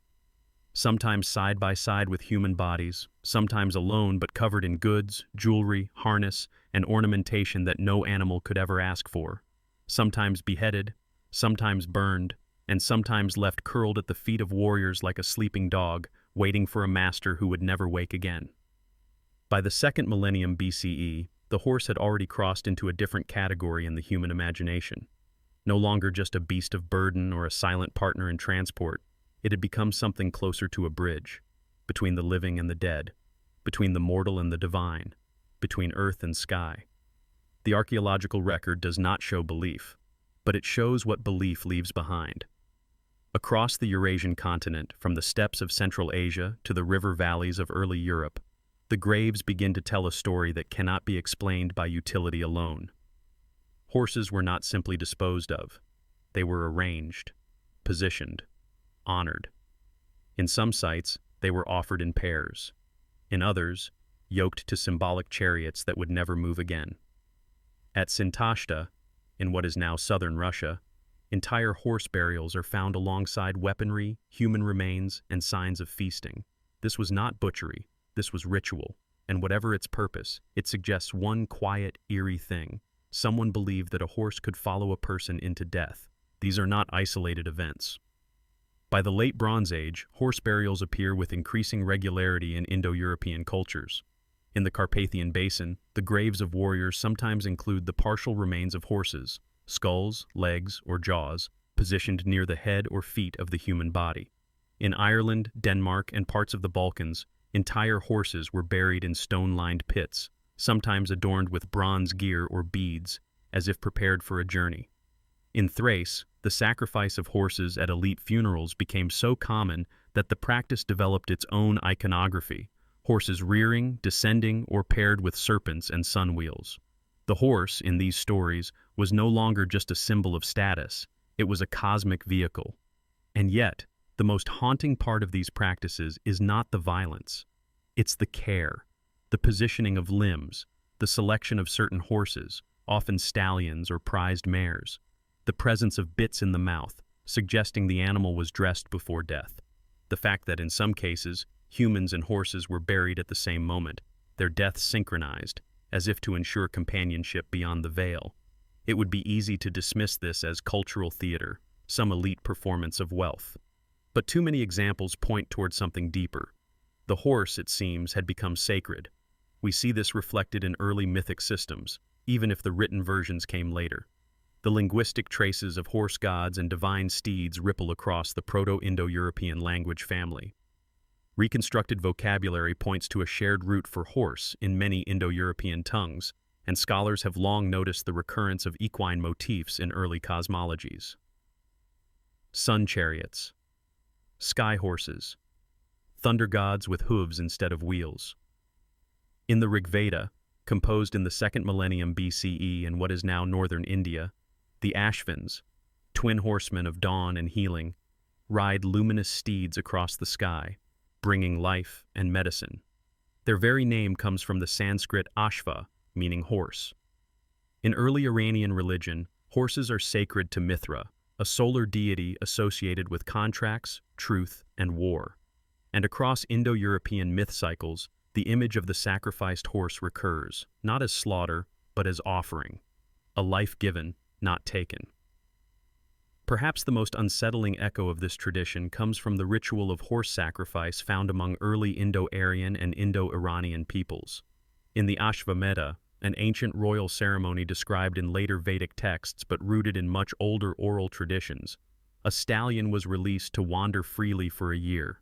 Its movement determined the king's divine right to rule the land it crossed. At the end of the year, the stallion was ritually slain and offered to the gods, its flesh divided in symbolic portions. This wasn't about meat, this was theology. The horse stood in for sovereignty, fertility, the cosmos itself. And the act of killing it, at the height of its strength surrounded by priests, was a way of renewing the world. We should be careful not to project too much backward. The Vedic texts were written centuries after the events they claim to describe. But archaeological parallels across Eurasia lend credence to the idea that horse sacrifice was not rare. In the Ukraine, a Bronze Age kurgan yielded a burial with 6 horses arranged in a semicircle around a chariot, their skulls facing inward. In Kazakhstan, at the site of Beryl, permafrost-preserved horses were buried alongside elite humans, their tacks still brightly colored with ochre and gold. And in northern Germany, Iron Age bog sacrifices include horse remains placed in watery graves, perhaps as offerings to deities of the underworld or the harvest. Why horses? Why not cattle or goats or pigs, animals that were far more common, far easier to raise, and far less dangerous? The answer may lie in the nature of the horse itself, its power, its mystery, its partnership.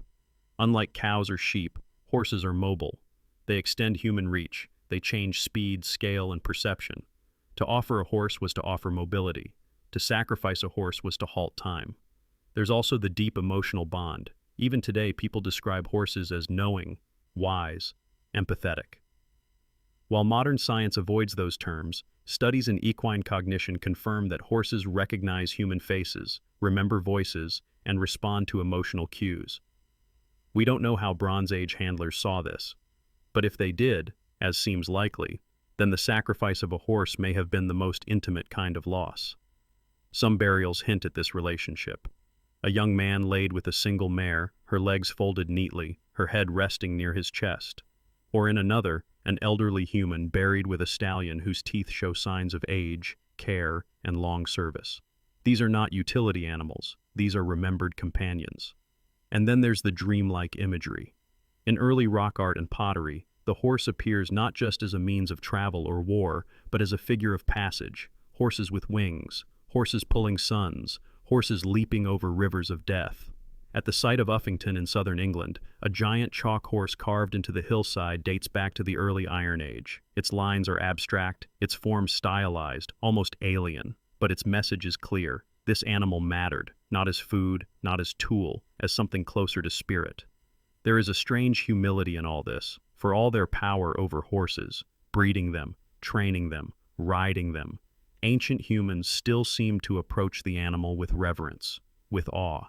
The hoof was not just a footprint, it was a symbol, a trace of something that moved between worlds.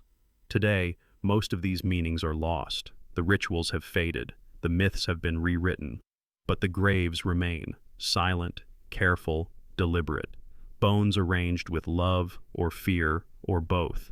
And every time a new burial is uncovered, the same question arises. What did they see when they looked into a horse's eyes? Not just strength, not just silence, but something else, something that could carry them into battle, into ceremony, into the next life, and maybe, just maybe, back again. What makes something unstoppable? Not just strong, not just fast, but enduring, able to run for hours, to outlast heat, slope, wind, and time itself, to never stop moving until something breaks, and that something is usually not the horse. Of all the mammals that walk or gallop this planet, few have pushed the limits of endurance the way horses have. And for decades, we thought we understood why. Muscle distribution, lung capacity, heart mass. But recent genetic research has pointed to something deeper, a molecular anomaly buried inside the horse's genome, a mutation that rewrote the rules of oxygen and made the horse the closest thing nature has ever engineered to a biological marathoner. The secret, it turns out, may lie in a single point of failure, one that, in most mammals, is a dead end. In genetic terms, it's called a stop codon. Normally, when cellular machinery reads an mRNA strand, it interprets these codons like punctuation marks. 3 nucleotide signals that say, stop here, the protein is done, shut it down. But in horses, something strange happens. Certain proteins keep reading right past that signal, as if the horse's ribosomes ignore the stop sign, roll down the genetic highway, and keep building longer, more complex proteins that should not exist, but do. It's called stop codon read-through, and in most animals, it's rare. In horses, it's unusually common, especially in muscle-related genes. This isn't just a quirky molecular error. The proteins built through read-through extend the function of enzymes, modify metabolic response, and may play a role in how equine tissues recycle energy during long aerobic exertion. In other words, these mutant proteins make it possible for the horse to burn fuel cleaner, last longer, and keep galloping long after most mammals would collapse. And it's not just about fuel, it's also about damage control. Enter the 𝐓𝐈1 NRF2 pathway, a cellular system most people will never hear about, but one that may separate the horse from almost every other land mammal. The 𝐓𝐈1 NRF2 loop is a kind of molecular thermostat. It monitors oxidative stress, the damaging byproduct of respiration and hard work, and turns on cellular defenses when needed. Think of NRF2 as a firefighter gene. It patrols the cell looking for sparks, and when those sparks start burning, it launches an antioxidant response, detoxifying enzymes, damage repair, protein shields, all triggered in seconds before the damage can spread. In most mammals, 𝐓𝐈1 regulates NRF2 tightly, suppressing it until absolutely necessary.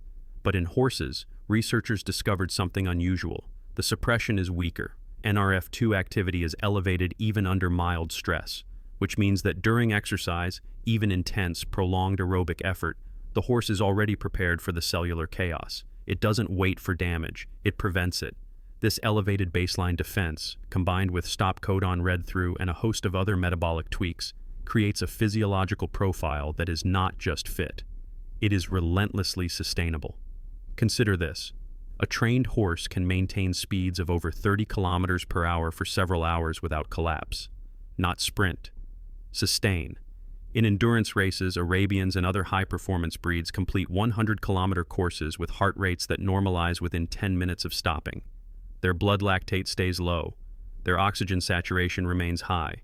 Their muscular damage compared to humans or dogs under the same strain is minimal. And their recovery rate?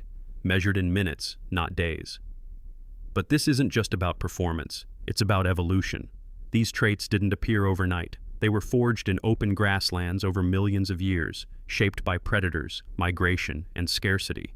A horse that could run far, not just fast, had a better chance of surviving, mating, and passing on its genes. Speed mattered, but endurance mattered more. And so, over time, natural selection didn't just sculpt legs and lungs, it sculpted molecules, gene regulators, enzymatic anomalies, a whole internal chemistry optimized for movement across distance, not destruction. And yet, for all this internal complexity, the horse remains a kind of paradox. Enormous, yet agile. Prone to panic, yet biologically calm under cardiovascular stress. Its heart can weigh up to 5 kilograms, its lungs hold over 50 liters of air, and its stride covers 7 meters at full gallop. But at the microscopic level, its cells operate with a grace and restraint that belies that power. It is not a brute force machine. It is a quiet, efficient engine of motion. Some researchers have proposed that the 𝐓𝐈𝐌 NRF2 configuration in horses may hold insights for human medicine. Understanding how horses mitigate oxidative damage might offer clues for treating neurodegeneration, aging, and inflammation in other mammals. But again, we should be cautious. The horse's genome is the product of a very specific evolutionary gamble, one that other species, including us, never made. Their respiratory tract, for example, is designed for one-way airflow, preventing the kind of back pressure that can limit oxygen uptake in humans. Their spleens release a surge of red blood cells during exercise, temporarily boosting oxygen transport by up to 30%. Their guts are large, flexible fermenters, able to extract nutrients over time without the metabolic spikes that often cripple other endurance animals. In short, they are optimized for the long game. And while most of this was shaped by evolution long before human interference, some of it has since been amplified. Selective breeding has pushed certain traits to extremes, but the baseline, the genetic chassis, so to speak, was already extraordinary. The modern horse didn't become an athlete because of us. It was an athlete long before we noticed. There's a temptation here to romanticize, to say that nature designed the horse for beauty or partnership, but the truth is more humble and more astonishing. Evolution doesn't design, it tinkers. And in the horse, it tinkered brilliantly. It found loopholes in protein expression, rewired stress response, and constructed a physiology so durable that it borders on improbable. Not perfect, not magical, just rare and real. We don't fully understand the implications of the stop codon read-through phenomenon, or why keep-1 suppression is lower in horses, or how these two mechanisms interact across thousands of other regulatory pathways. That's the honest truth. Genomics opens doors, but most lead into deeper uncertainty. What we do know is this: when you look at a galloping horse, you're watching a mammal that rewrote the rules, not with new limbs or louder lungs, but with quieter genes. And maybe that's the lesson. The most powerful mutations are not always the ones we see. They are the ones that whisper, not shout, that endure, not explode, that allow a body to run across grass, across centuries, across continents, without falling apart. So the next time you wonder how an animal became a symbol of speed, power, and grace, remember this: it wasn't just the muscles, it was the molecules. It wasn't just the bones, it was the mutations. And somewhere deep in the quiet chemistry of cells, a horse became something that could run forever, or at least long enough to make history wonder how. What does it mean to survive history? In biology, survival is not always about being the strongest, fastest, or even best adapted. It's often about being lucky at the right time. It means finding the right niche, avoiding the wrong predator, resisting the wrong virus, and sometimes simply not getting in the way of a glacier. And when it comes to horses, what we call the modern lineage is just that, a lineage. One, singular, dominant, but not inevitable. Because for most of the last 50,000 years, The Earth held many kinds of horses, different shapes, different genes, and many of them didn't make it. Before the world narrowed into what we now call 𝐓𝐈𝐌𝐄𝐒𝐓𝐀𝐌𝐏𝐒, there was diversity, not just in appearance, but in genetics, in ecological roles, and in evolutionary strategy. The fossil record across Europe and Asia shows a picture more like a thicket than a tree, parallel lineages, hybrid zones, and ghost clades that lived and vanished without leaving a single living descendant. Ancient DNA, extracted from teeth, bones, and sedimentary layers, has slowly begun to reveal this invisible history, and the picture it paints is one of loss as much as of survival. Take, for example, the case of the so-called Iberian lineage. For years, scientists believed the horses of prehistoric Spain and Portugal might have been ancestral to some modern breeds. After all, their bones were everywhere. Their imagery covered Paleolithic cave walls, but then the genome was sequenced, and the results showed something unexpected. These horses were not the ancestors of the horses we ride today. Genetically, they were a distinct population, one that existed for tens of thousands of years across southwestern Europe, and then, at some point, disappeared. The same pattern has now emerged from across the continent, from the steppe, from the Caucasus, from the Danube Valley. Different horse clades, each with their own mitochondrial signatures, their own inherited traits, their own evolutionary histories, all vanished. What we have today, almost universally, is the product of a single genetic takeover. But before that happened, horses were plural. One of the clearest markers of this lost diversity is found in the Y chromosome. In modern horses, the Y chromosome is astonishingly uniform. Nearly all living stallions descend from just a handful of male lines. But ancient horse DNA tells a different story. Up until about 4,000 years ago, there were many Y haplotypes. Variation was the norm. Stallions passed down diverse genetic information that is now extinct. Somewhere between then and now, a bottleneck, likely caused by selective breeding or environmental pressures, wiped out most of those lines. Only a few survived, and those few now dominate the world's horse genome like a monoculture. But not all survivors went on to become ancestors. One horse lineage still walks the earth, but barely. The Przewalski's horse of Mongolia is often called the last truly wild horse. For a long time, it was thought to be the direct ancestor of the domestic horse. But again, the genome corrected us. Przewalski's horse is not ancestral. It is a cousin, a side branch, one that split off from the main lineage perhaps 100,000 years ago and then remained isolated, genetically and ecologically, for millennia. Even that story comes with a twist. In the early 21st century, genomic studies found that Przewalski's horses had interbred with domestic horses at some point in the past few thousand years. So even this wild horse is not genetically pure. There are fragments of domestic ancestry in their blood.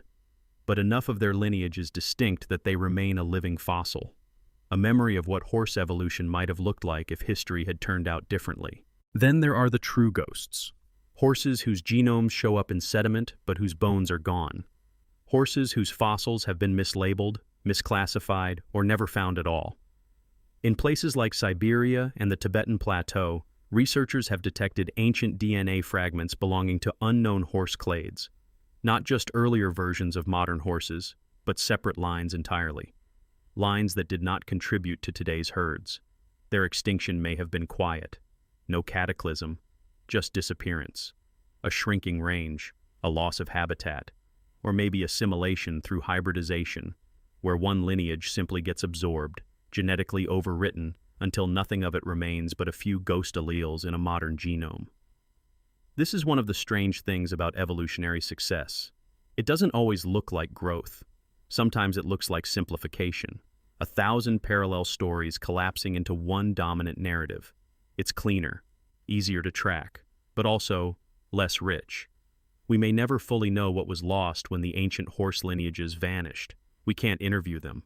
We can only sequence what's left. And yet, that loss teaches us something.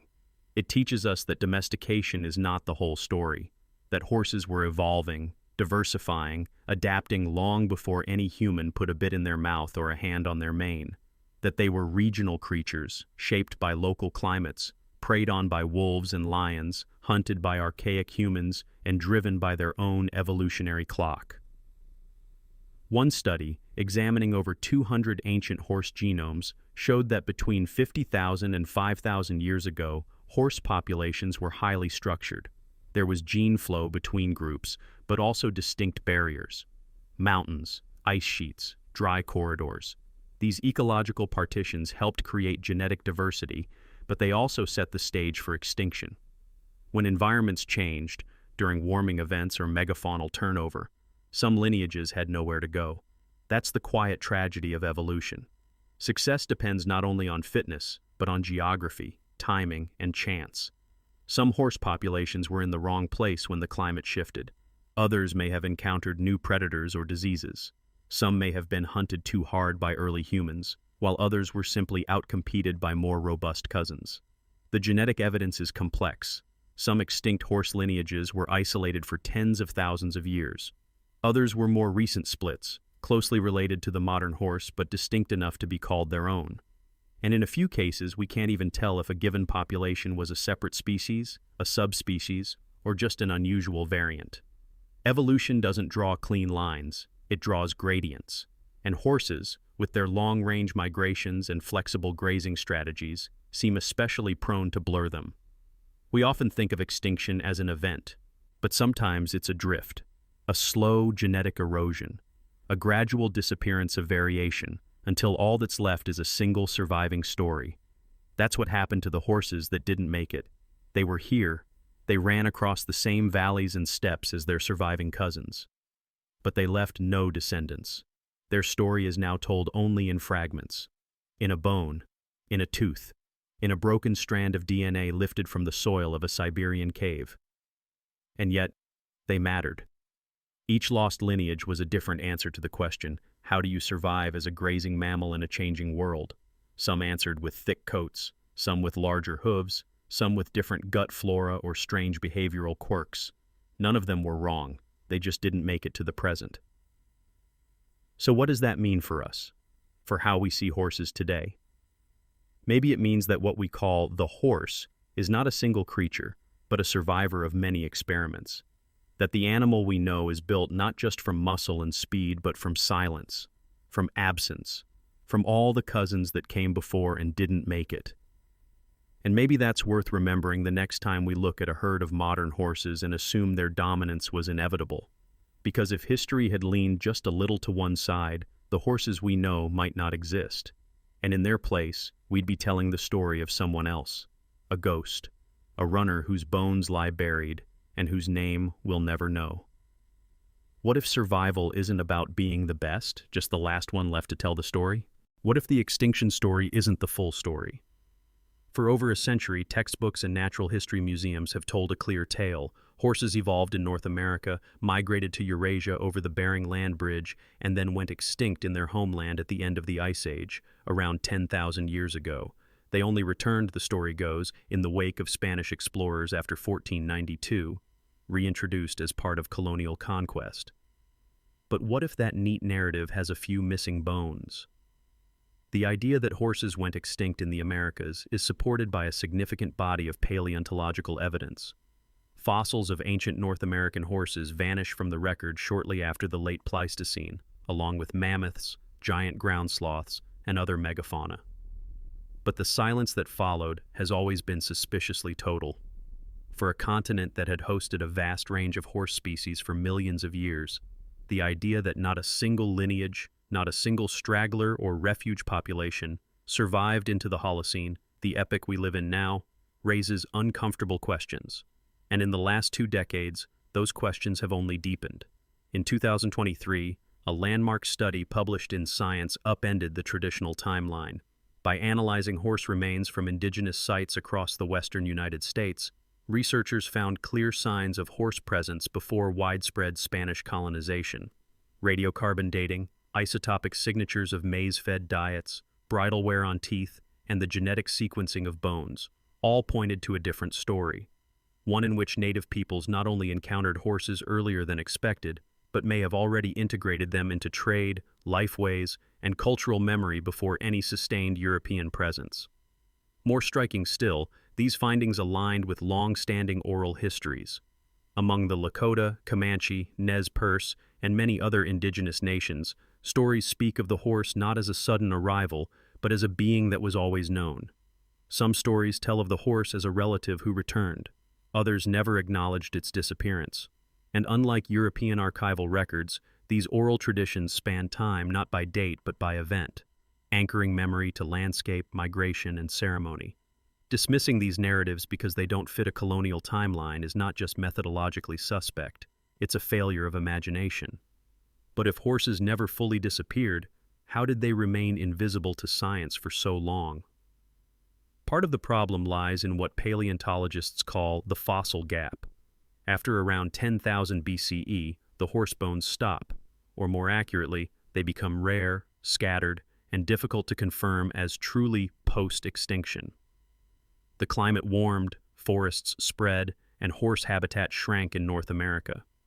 Combined with low population densities, this would have dramatically reduced fossilization potential. If small populations of wild or semi-wild horses survived in isolated refugia, high plateaus, forest steppe transitions, or areas with poor sediment preservation, they may have simply left no trace we've found yet.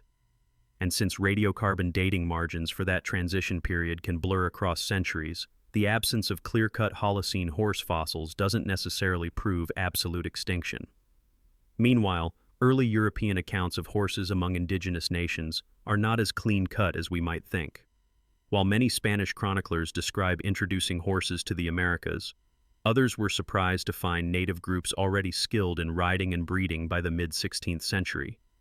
There are gaps here, decades where horses seem to appear too suddenly, spreading too fast across vast trade networks to be solely explained by escapee populations from Spanish missions.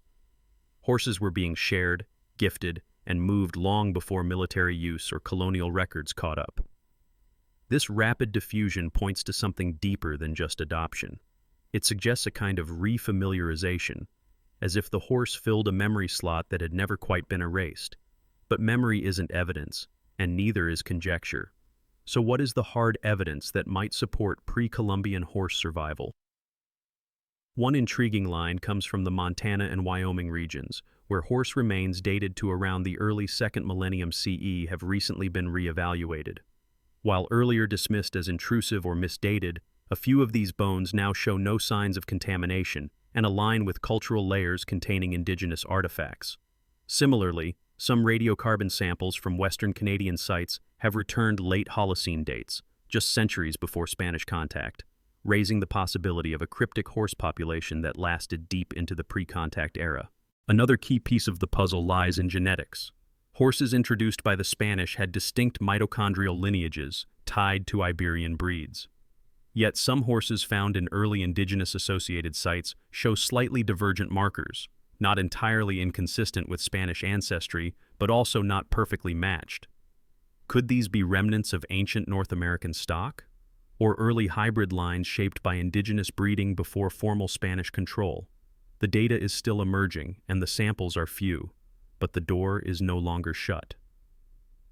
Then there's the linguistic trail. Across the Americas, words for horse in many indigenous languages do not derive from Spanish. In Lakota, the word is 𝐓𝐿𝐌𝐏𝐿𝐄𝐒𝐒, holy dog, or mysterious dog. In Blackfoot, 𝐻𝐻𝐿𝐿𝐼𝐿𝐼𝐿𝐼 means elk dog. These are not borrowed words. They are metaphorical constructions, often used for animals long known or reintegrated into cultural frameworks. The metaphor of the dog recurs often, just as it did in ancient Eurasia, when early horses were once described as toe-walking deer or wind dogs. Some scholars argue that these metaphors suggest a re-encounter with a familiar animal, not a foreign one. But even if we set aside the survival hypothesis, the real revelation here is what we missed by believing in a single narrative. For too long, the horse's reappearance in the Americas was framed as a purely European innovation, a gift or tool handed down through conquest. That framing ignored the agency, expertise, and scientific sophistication of indigenous peoples. It ignored the fact that horses weren't just tamed. They were studied, managed, integrated, selected for temperament and mobility. In some regions, oral histories suggest that indigenous horse breeders had already developed distinct local lines by the mid-17th century, well before colonial governments recognized or recorded them. And that brings us to a deeper point.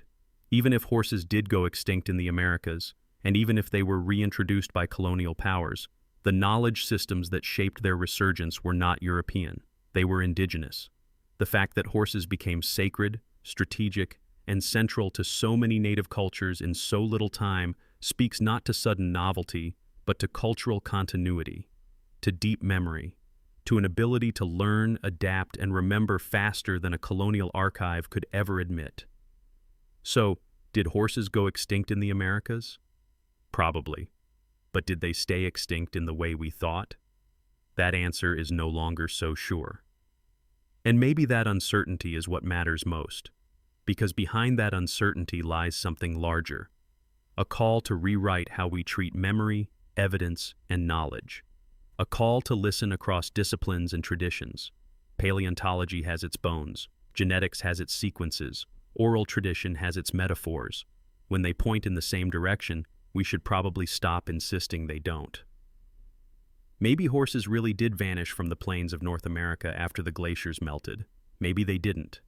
But the fact that we're still discovering new data from under centuries of assumption means we weren't done listening. And if we're lucky, the bones will keep talking. What if extinction isn't always forever? And what if history left a hoof print we just hadn't learned how to see? For over a century, archaeology told a story that skipped a chapter, a big one. If you walked across North America with the textbooks of the early 20th century in your backpack, you'd pass through ancient campsites, river valleys, and burial mounds with confidence that horses didn't belong there before the Spanish. And you'd be wrong, not just in the timeline, but in the assumptions those timelines came wrapped in. Because the story of the horse in the Americas wasn't just written in European ink. It was buried in the soil, etched in enamel, and carried in the memories of native nations who had always said, "We knew them." Between 1500 and 1700 CE, horses were supposedly just beginning to spread across the Great Plains. Escaped from Spanish expeditions, feral herds galloped north and east, or so the story went, where indigenous groups encountered them like some mythical windfall. But this version of events is now being reassembled, slowly, carefully, and with a different toolkit.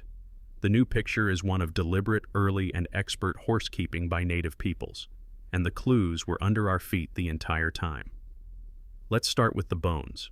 In 2023, a team of archaeologists and molecular biologists published findings that would ripple through the field. They reanalyzed horse remains from multiple indigenous archaeological sites across the American West, bones that had been sitting in museum drawers for decades. These remains were long assumed to be intrusive, misdated, or simply discarded as irrelevant to pre-Columbian history. But with new radiocarbon dating techniques, dietary isotope analysis, and microwear examination, the bones told a very different story. Some of the horses had lived long enough in indigenous contexts to show signs of local feeding. Their enamel contained carbon isotopes that pointed not to wild forage, but to maize, a plant cultivated extensively by native agricultural societies. Horses don't eat maize in the wild. Someone was feeding them. Other bones showed even more telling signs. Toothwear patterns consistent with bits, not modern metal ones, but organic materials like rawhide or woven fibers, the kind that wouldn't preserve in the archaeological record, but leave behind subtle grooves where they guided the animal's mouth. These marks are easy to miss and easy to misinterpret, unless you're looking. For most of archaeological history, nobody was. But now, we are. The sites in question were not random hunting camps. They were large, organized settlements, some with long-term occupation layers, trade infrastructure, and established ceremonial spaces. In other words, these were not places where someone might briefly encounter a wandering feral horse. These were communities where animals were raised, managed, integrated, the same way a household keeps dogs, or goats, or stories. And then there's the question of the bridles themselves. Although organic tack materials almost never survive the centuries, their impact does. Horses with asymmetrical toothwear, lower jaw compression, even subtle reshaping of cranial features in adult animals suggestive of long-term pressure from nosebands or halters. A few juvenile specimens from the early 1600s show even more surprising features: healing leg fractures and signs of stress consistent with training. These are not wild horses. These are animals that lived, broke bones, and were cared for. This is what a domestic relationship looks like, archaeologically. But the most underutilized evidence was never in the ground at all. It was in language and memory. For too long, native oral traditions were treated as myth, beautiful, metaphorical, but irrelevant to hard science. That era is ending. In this new wave of research, indigenous scholars, community elders, and archaeologists are working side by side to interpret not just what the bones say, but what the stories remember. And those stories don't start in 1700, they stretch much further back.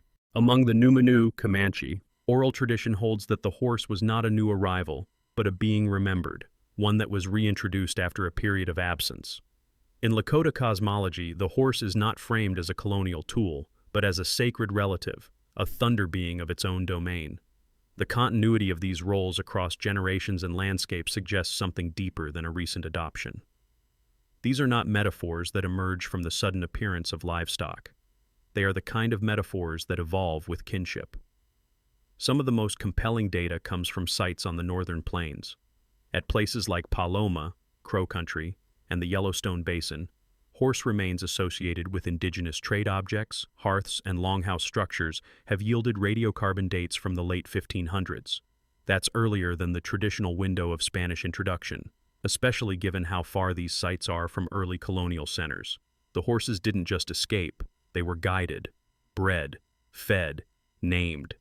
Even the way horses appear in indigenous art changes how we read their role. Rock art panels from Utah and Wyoming depict horses with riders in scenes that predate official Spanish presence by decades. In some, horses are painted alongside older symbols, star constellations, sacred hunts, ceremonial masks, suggesting not only integration, but cosmological belonging. These are not illustrations of novelty, they are affirmations of relationship. And it is through that lens, relationship, that the science of indigenous horsekeeping becomes something more than correction. It becomes a paradigm shift, because what is domestication, if not a long negotiation between species? And who better to preserve the memory of that negotiation than the people who lived it? To be clear, none of this means we throw out the traditional model entirely.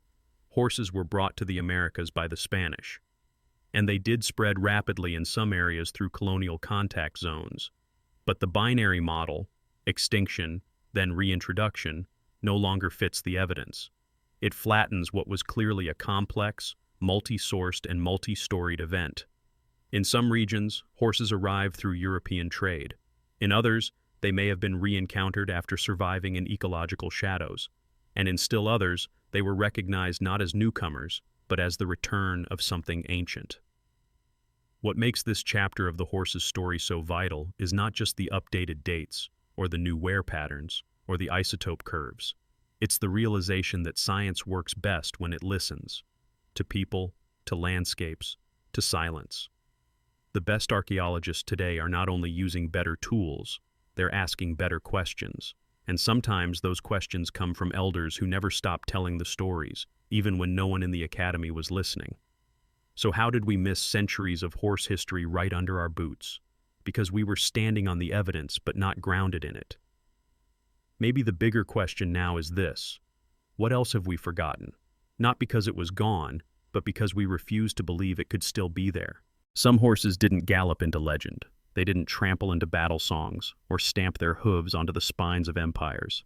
They served, carried, bled, and then quietly vanished. No statues, no bloodlines, just fossils, fragments, and sometimes the faint outline of a name on a clay tablet. This is the story of the horses that built ancient civilizations and then disappeared from history. From 1000 BCE to 1000 CE, horses were woven into the very infrastructure of ancient power. Across the Mediterranean, through the kingdoms of the Near East, and into the imperial heartlands of East Asia, horses were bred not for beauty, but for utility. For speed, yes, but also for temperament, terrain, and even tax code.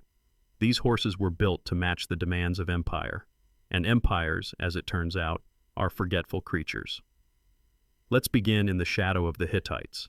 By around 1000 BCE, the Hittite Empire was gone, but just centuries before, its military engine had been fueled by one of the most advanced horse training cultures in the ancient world.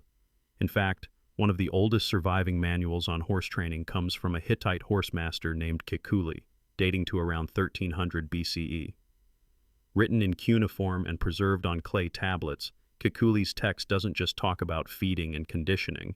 It outlines a structured, multi-week training regimen that included rest periods, intervals, even specific water rations. These weren't wild horses being yoked.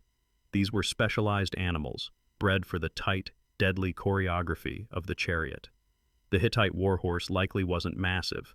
Archaeological remains suggest something closer to 13 or 14 hands, shorter than many modern horses, but agile, fast, and extremely responsive. These breeds were optimized for the rigors of chariotry across Anatolian terrain, but after the fall of the Hittites, these bloodlines dispersed, absorbed into neighboring cultures or bred out entirely. We don't have a modern descendant. No museum keeps their tack. Their legacy lives only in the architecture of texts and teeth. Eastward, the Persian empires bred their own equine specialists. The Achaemenids, from around 500 BCE, oversaw a vast postal relay system that stretched over 1,500 miles. The Royal Road, as Herodotus called it, allowed mounted couriers to traverse the empire with astonishing speed. But they didn't do it on generic horses. These were likely Nicean horses, a now-extinct breed that once roamed the Zagros Mountains. Described by Greek historians as tall, muscular, and proud-necked, the Nicean horse was a symbol of imperial prestige. Persian kings were often painted riding them. Their manes were thick, their hooves were hard, and their disappearance is almost total. No confirmed modern breed traces directly back to the Nicean horse. Genetic data is absent. The bones, when found, are hard to distinguish from other regional equids, but historical accounts, from Xenophon to Strabo, consistently note their unique stature and ceremonial importance. In some royal processions, entire teams of Nicean horses were sacrificed to accompany kings into the afterlife. The horses may be gone. The rituals remain carved into stone. Farther east, under the Han Dynasty in China, horses weren't just animals. They were military assets and spiritual symbols. Between 200 BCE and 200 CE, the Han expanded deep into Central Asia, in part to secure access to a powerful foreign horse known as the Heavenly Horse, or Tianma. These animals, likely descended from the Fergana Valley stock, were celebrated for their endurance and the strange belief that they sweated blood. Today we understand this was likely due to a skin parasite, Parafilaria multipapulosa, which caused subcutaneous bleeding during intense exertion. But at the time, it marked them as divine, and the Han court wanted them badly. The War of the Heavenly Horses, fought between 104 and 101 BCE, was launched for the express purpose of acquiring these animals. The Han sent armies, ambassadors, and eventually caravans of gold to secure the breed. Once acquired, these horses reshaped the Han cavalry, enabling deeper expansion, more flexible maneuvers, and symbolic dominance over the steppes. But like so many purpose-bred creatures, the heavenly horses eventually disappeared into the mix. They were crossed, consumed, lost in famine, or folded into new military lines. No modern breed claims their pure lineage. What survives is their story, etched into bronze mirrors and scrolls, depicted in the tombs of generals who rode them into both legend and mortality. Meanwhile, in the Roman world, horses were defined more by function than breed. The Romans were meticulous record keepers, but curiously vague about their horses. They didn't maintain formal breeding registries like modern stud books. Instead, they divided horses into categories: desultorii for acrobats, caracale for battle, and cursus publicus for government transport. Archaeological remains from Roman cavalry forts in Britain and Gaul show a mix of horse types, some under 13 hands, built for nimbleness, others closer to 15, used for shock force and long-distance travel. None resemble the towering war horses of later medieval myth. These were compact, utilitarian animals, and they too are largely gone. Roman horses didn't make it into the modern age as breeds. Instead, they left echoes in local land races. Small regional horse types in Spain, North Africa, or the Balkans, whose origins are tangled in centuries of genetic drift. We can sometimes see their influence in the gait or stamina of Iberian horses, but the pure Roman type? Lost. Even the art of the ancient world tends to forget the horses it rode. Greek vases depict graceful, high-stepping horses, their manes tightly cropped, their posture stiffly formal. But these images aren't portraits, they're ideals. Statues of Roman emperors astride horses rarely get the animal's anatomy right, and Chinese tomb figurines, while striking, often exaggerate for symbolic effect. The physical, breathing horses, the ones who carried armies, plowed imperial fields, ferried poets and merchants through every imaginable weather, were rarely remembered for themselves. And yet they shaped everything. They carried messages that shifted borders. They pulled carts full of grain, soldiers, taxes, and scrolls. They were the engines of empire, not fossil-fueled, but blood-fed, sweat-slicked, and deeply mortal. Their bones are scattered across the ruins of 1,000 cities whose names we still pronounce. But the horses? We barely recall them. There is a strange silence in the archaeological record when it comes to breeds. We often know that horses were used, sometimes even how, but rarely which. The obsession with breeds is a modern one, a byproduct of industrial-era standardization, national stud books, and eugenics-infused pedigree culture. In the ancient world, horses were sorted by use, not by papers. That makes the science harder, but it also makes the story more honest. These weren't purebred icons, they were survivors. And perhaps that's what makes their erasure feel so poignant. Because they weren't anonymous in their own time, they had names, rituals, preferences. Some were fast and reckless, others steady and slow. They had injuries and personalities. They knew how to follow a path without reins. They bore emperors and grain. They were painted into battle scenes and buried beneath altars. And then they vanished, not from the earth, but from memory. We don't know what happened to the Hittite warhorse, or the Nicaean charger, or the heavenly horse of Fergana. Maybe they were bred out. Maybe they died off. Maybe their genes still ripple faintly through some Mongolian steppe pony or Iberian Mustang. Maybe. But here's the question that haunts the archaeologist. What else are we writing today that we didn't know we inherited? Not every legacy is written in stone. Some legacies have hooves, and some are walking away while we're still arguing about where they began. Empires disagree about gods. They disagree about kings, borders, tax, and truth. But for over 2,000 years, from the Bronze Age to the last breath of the medieval world, there was one thing they all agreed on. If you want to take land, hold land, or defend land, you need horses. Not because horses were faster than people, not because they were stronger than oxen, but because they were the only animal willing to go to war with us, again and again and again. It's easy to forget how late the horse arrived in human military history. For tens of thousands of years we fought on foot. Spears, axes, formations, walls, all calculated with 2 legs in mind. But something changed in the 2nd millennium BCE. Not suddenly, not all at once, but slowly, deliberately, painfully. Humans began rewriting their bodies around the horse. Saddles hardened our hips. Reins shortened our tendons. Armor bent to the spine of something that didn't evolve to carry our weight, yet somehow did it anyway. By 1000 BCE, horses had become an extension of state power. Assyria rode them, Persia bred them, Egypt engraved them on tomb walls, and China built entire border strategies around them. From the Hungarian plain to the Indus Valley, the horse wasn't just a mode of transport.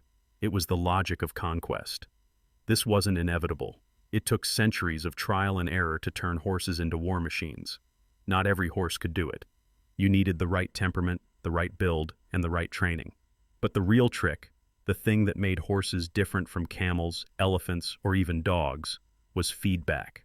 Horses learned to respond to us in motion. They anticipated pressure. They corrected for balance. They tolerated noise.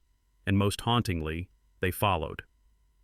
When Alexander the Great crossed into Asia in the late 4th century BCE, His cavalry wasn't just fast, it was intimate. Riders formed lifelong bonds with their mounts. Many slept beside them, groomed them with oils, whispered to them before battle. The death of a horse wasn't just a tactical loss, it was a wound. We know this because so many tombs from the Hellenistic world contain horses buried beside their riders, often adorned with bridles, beads, or tokens of honor. You do not bury a tool like that, you bury a companion. But horses were also expendable. Every empire knew it. War horse mortality was staggering. In battle, horses were targets, not just for arrows, but for panic. If a horse broke formation or bolted, it could take 20 men with it. So we bred them not just for speed, but for obedience. We selected for fear thresholds, muscle memory, the capacity to override instinct. It worked, and it didn't. At the Battle of Gaugamela in 331 BCE, Alexander's horses faced war elephants and Persian scythe chariots. They charged anyway, and then they collapsed. Archaeological surveys from battlefields across the Eurasian steppe show high densities of horse remains, not just leg bones and teeth, but full skeletons, often found alongside human riders, crushed beneath bronze gear. By the time the Roman legions swept across Europe, horse warfare had splintered into castes: light cavalry for speed, heavy cavalry for shock, courier horses for intelligence, supply horses for siege. There was no single war horse. There were dozens, each designed for a specific terrain, tactic, and tempo. And with every generation, the human body adapted. Saddles became more sophisticated. Bits evolved from rope to metal. Training manuals appeared. Riding, once a strange and rare skill, became a martial rite of passage. In China, during the Warring States period and into the Han Dynasty, cavalry strategy was studied with mathematical precision. Horse armor appeared. So did tack with decorative flourishes, not for show, but to signal rank, wealth, and divine favor. Some horses were literally treated as gods. The blood-sweating Fergana horses, acquired by the Han in the 2nd century BCE, were honored with ritual, protected by law, and bred under imperial supervision. War was not just fought with horses. It was shaped by the belief in their transcendence. And yet, war broke them. Veterinary archaeology is a brutal science. Ancient horse skeletons show chronic strain, spinal compression, tooth wear from harsh bits, pathologies from overwork, lameness, malnutrition. Horses were often pushed beyond their physiological limits, not because humans were cruel, though they sometimes were, but because the machinery of empire required it. Horses that survived campaigns were often retired early. Others were killed ritually or eaten. War didn't just use horses, it consumed them. Some ancient sources recognize this. In the Mahabharata, the Indian epic composed between 400 BCE and 400 CE, war horses are not just described, they're mourned. The death of a great horse is portrayed with as much gravity as that of a hero. The charioteer weeps, the sky darkens. It is a small reminder that even in myth, we knew we were asking too much, and yet we kept asking. By the time of the Parthians, cavalry tactics had become a kind of science. The famous Parthian shot, turning to shoot backward while riding away, required an incredible degree of coordination between rider and mount. This wasn't just horse and human. This was choreography, mutual trust at speed. A misstep killed both. Later, in the early Sasanian Empire, heavy cavalry became the gold standard of imperial warfare. Cataphracts, riders and horses both covered in armor, thundered across battlefields from the Levant to the Indus. Their arrival could shatter formations, demoralize enemies, and decide battles before infantry even engaged. These weren't just soldiers, they were symbols, horse and rider as one. But even as cavalry evolved, the limits of horse-based warfare began to show. Terrain mattered.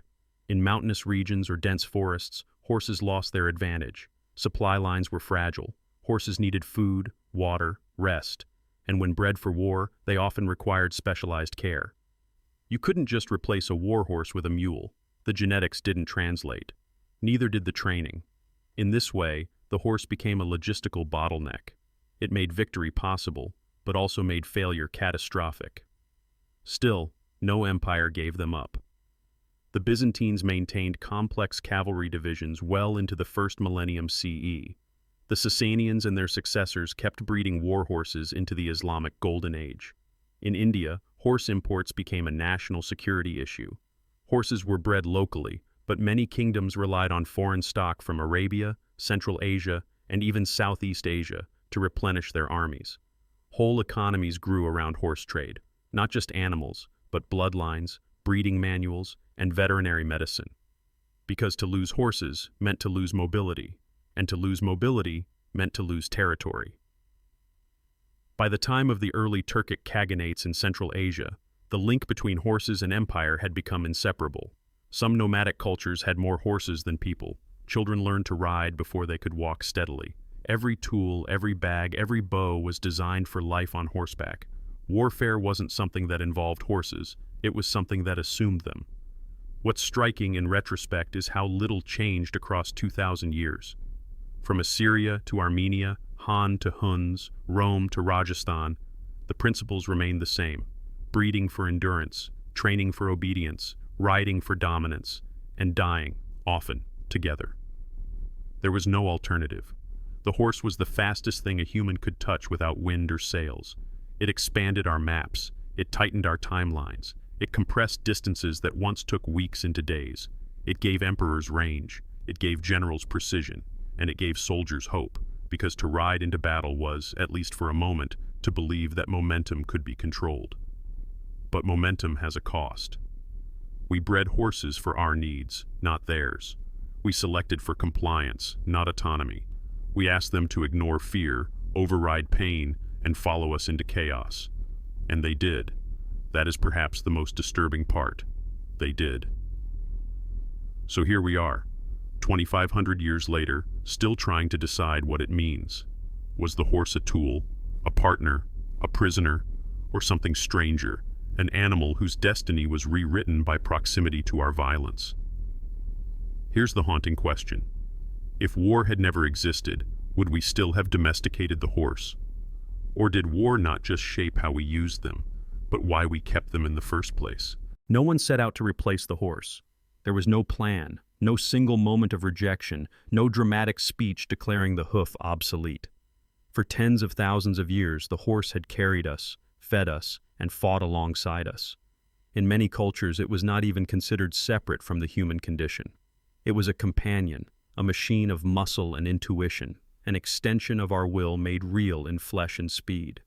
But beginning around the year 1500, the world began to change in subtle and irreversible ways.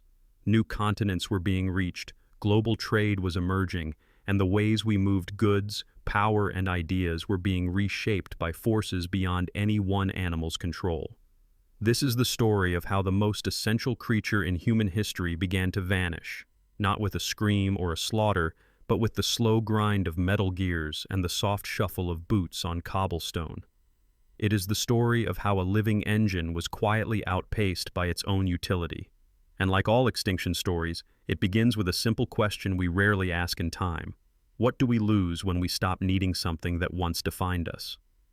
By the year 1500, horses had reached almost every habitable corner of the world, or rather, been brought there.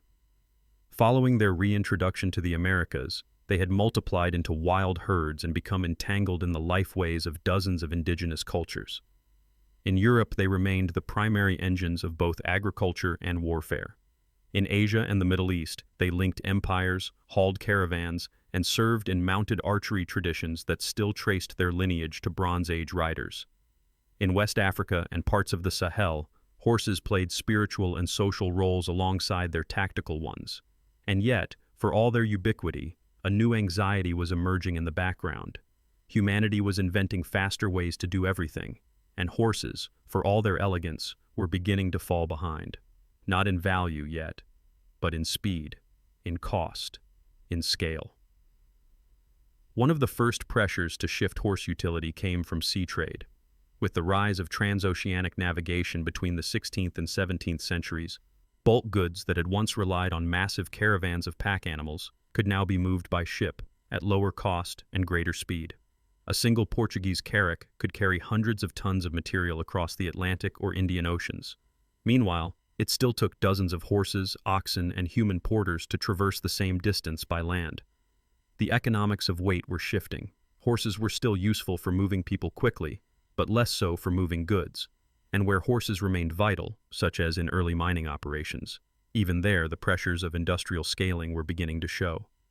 By the 18th century, another slow erosion had begun. Across Europe, early mechanical experiments in pumping water, grinding grain, and lifting loads began to replace horse-drawn mills with stationary engines. Some of these were powered by wind or water, but increasingly, coal was being fed into furnaces to create steam. By the middle of the century, James Watt had patented a steam engine capable of converting energy with far greater efficiency than any horse. The horsepower metric itself was invented as a marketing gimmick to explain to skeptical clients just how many horses could be replaced by one hissing, clanking machine. The fact that we still measure engines and horses today is one of the most quietly poetic reminders of their fall. But steam was not just staying in factories. It was beginning to move. In 1769, Nicolas Joseph Cugnot built a three-wheeled steam-powered cart in France that could transport heavy artillery, albeit not very well. By the early 1800s, Richard Trevithick and George Stephenson were building the first rail locomotives.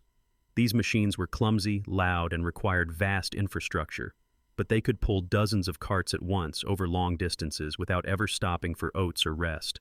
Railways began to link cities, mines, ports, and horses, once the supreme long-distance movers of everything from textiles to tea, were suddenly trapped on the periphery. They still carried wagons to rail depots. They still delivered to homes. But they were no longer the arteries. They were capillaries. The mechanical bloodstream of the New World was no longer fed by flesh. And yet, horses were not gone. In cities, they multiplied. For every factory that required faster transport, there were still thousands of bakeries, dairies, fire brigades, and postal routes that needed horses daily. In New York City alone, by the late 19th century, over 100,000 horses were in regular use. Each horse produced between 15 and 30 pounds of manure per day. The great horse manure crisis of the 1890s, often exaggerated but grounded in real problems, reflected an urban infrastructure being pushed to its biological limits. Stables became overcrowded. Disease ran rampant. Accidents were common. Dead horses sometimes remained on the streets for days. Some cities turned to underground tram systems to alleviate pressure. Others introduced early electric trolleys. But none could quite replace the horse. Not yet. In rural areas, horses remained essential for plowing, hauling, and herding. But even there, change was coming. The advent of mechanical reapers, seed drills, and threshers meant that human labor, and equine labor, could be replaced by machines. The first internal combustion tractors were introduced in the late 19th century. Their cost and complexity kept them rare at first. But they didn't get tired. They didn't need shelter. And they didn't die of colic in the middle of harvest season. Bit by bit, machines began to eat into the last economic strongholds of the horse. But perhaps the greatest shift was not technological. It was emotional. For most of human history, horses had been seen as extensions of nature, powerful, unpredictable, alive. But as machines began to outperform them, a curious reversal took place. Horses began to be romanticized. No one wrote poems about steam engines.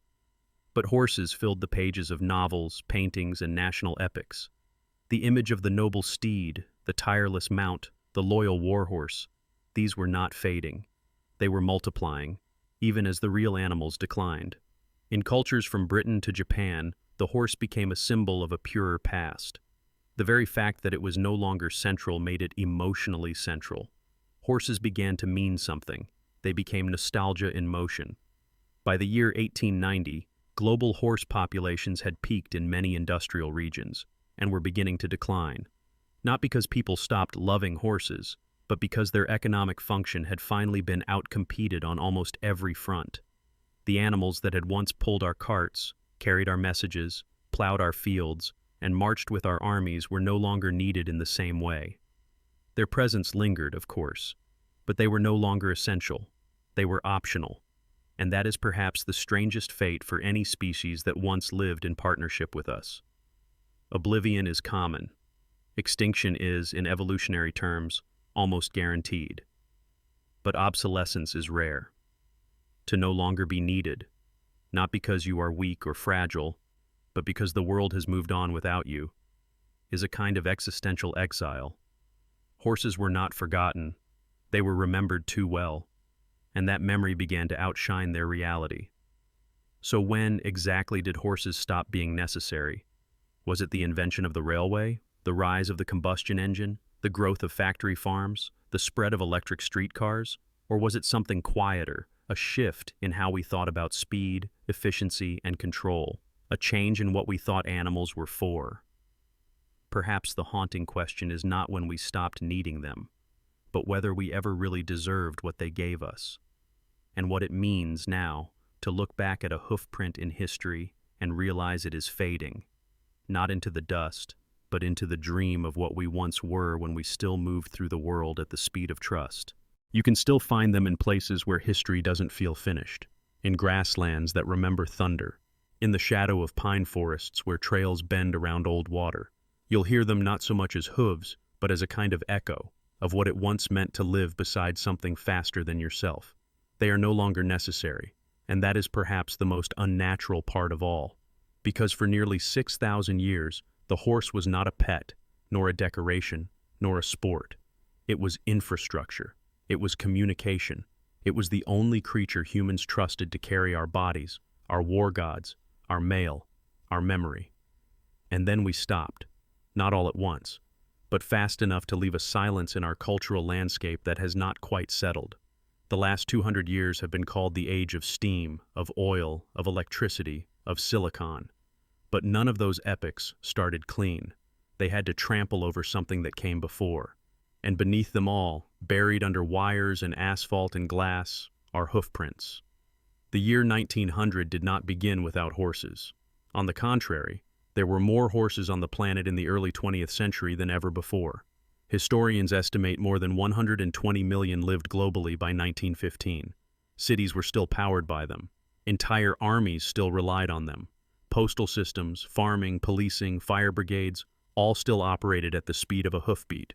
And yet, by the end of the same century, that number had dropped by more than half. In some countries, horses became almost invisible, a romantic anachronism used only in reenactments, therapy, or wealth display. In others, they were relegated to tourist economies or ceremonial functions, and in still others, they disappeared entirely. This is not a story of sudden extinction. It is stranger than that. The horse is still here. It just no longer has a job. What we now call the Anthropocene, the human-dominated epoch of Earth's history, began quietly with machines that were not faster, but more obedient. The early 20th century saw the slow rise of combustion engines, electric trams, and later diesel-fueled tractors. These machines were expensive, high maintenance, and often slower than horses on bad roads. But they had one advantage no animal could match. They didn't think. Horses required care, food, rest, and a degree of emotional negotiation that many societies began to see as a cost. One does not need to teach a motor to trust you. It does not bolt at loud noises or break its leg on a muddy road. And so, the decline of the horse was not about speed, it was about control. We invented something more reliable, not more alive. As industries scaled and cities grew denser, the presence of horses, once normal, became inconvenient. They produced waste in volumes modern sanitation systems weren't designed for. Their upkeep became impractical in urban environments where land was scarce. By the 1920s and 30s, even in countries where horses had been indispensable, they began to disappear from urban life. Agricultural mechanization followed. In Europe and North America, tractors outpaced horses in the fields within decades. And with this shift came a subtle psychological break. For the first time in recorded history, large populations of humans were growing up without any physical or emotional relationship to equines. The animal that had once defined nobility, mythology, economy, and war became, for many, a historical footnote. But even as their practical value diminished, something unexpected began to happen. The horse refused to vanish from the human imagination. In fact, in some ways it became more powerful, not as a tool, but as a symbol. In literature, in advertising, in cinema, and even in politics, horses became shorthand for freedom, power, natural beauty, and heroic struggle. Entire cultural mythologies were restructured around the horse's absence, turning it into a ghost that still haunts our identity. From cowboy epics to wartime paintings, from children's books to royal pageantry, the horse became less of a reality and more of a projection. A kind of noble memory we couldn't let go of, even after replacing every functional part of its existence. This symbolic persistence is not just emotional, it is biological.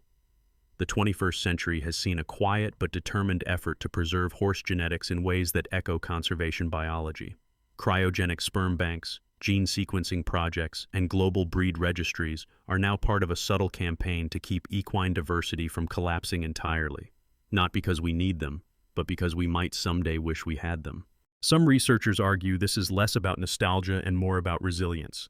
In an age of climate instability, food insecurity, and ecological collapse, horses, unlike machines, can reproduce. They can adapt. They do not require fossil fuels. And they remember how to live in landscapes humans might one day forget how to survive in. And then there is the question of memory. Horses, as individuals, form bonds. They recognize human faces. They hold grudges. They mourn. In cultures where horses are still used daily, in Mongolia, in parts of Central Asia, in some indigenous communities, they are not seen as pets or property, but as kin. And for those cultures, the idea that horses are obsolete would make no sense. They are not obsolete. They are continuous. The split between utility and symbolism is not global. It is uneven.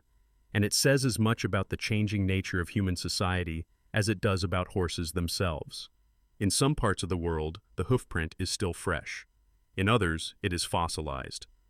The horse has survived many human projects. It survived being hunted, being bred into submission, being shipped across oceans, being painted as divine, being slaughtered for meat, being abandoned for metal. And it has adapted, not by changing what it is, but by changing what it means. That flexibility is rare. Few species can shift from infrastructure to icon without going extinct. The horse did not. And that may be the most extraordinary part of its evolutionary journey. It is not just the animal that carried us. It is the animal that changed shape in our minds while staying the same in its body. Today, the horse lives in a strange tension between memory and motion. It is no longer essential, but it is not gone. And that raises a question humans are not very good at asking. When something becomes unnecessary, does it lose its value or reveal it? The horse no longer pulls plows in most of the world. It no longer wins battles or delivers news or drags logs through mountain forests. But it still listens. It still runs. It still shares a nervous system not so different from ours, built to scan the horizon, to flinch at shadows, to want freedom but tolerate companionship. Horses are not wild, but they are not ours either, not entirely. So are we still living in the age of the horse? In one sense, no. The era in which horses built civilizations, shifted empires, and made distances survivable is over. That chapter closed not with a bang but with an engine. But in another sense, yes, we are still living with the legacy they made possible. Every paved road, every postal network, every frontier crossed in time to matter, all began with hooves. Their speed shaped our maps. Their needs shaped our agriculture. Their movement shaped our bodies, our saddles, our war strategies, our metaphors, our stories. They left a blueprint inside us, a way of being that still informs how we think about freedom, strength, and flight. And maybe that's the real afterlife of a domesticated species. Not extinction, not captivity, but something else. A kind of co-evolutionary shadow that remains even after the practical relationship ends. We once needed horses. Now we don't. But maybe needing something was never the full story.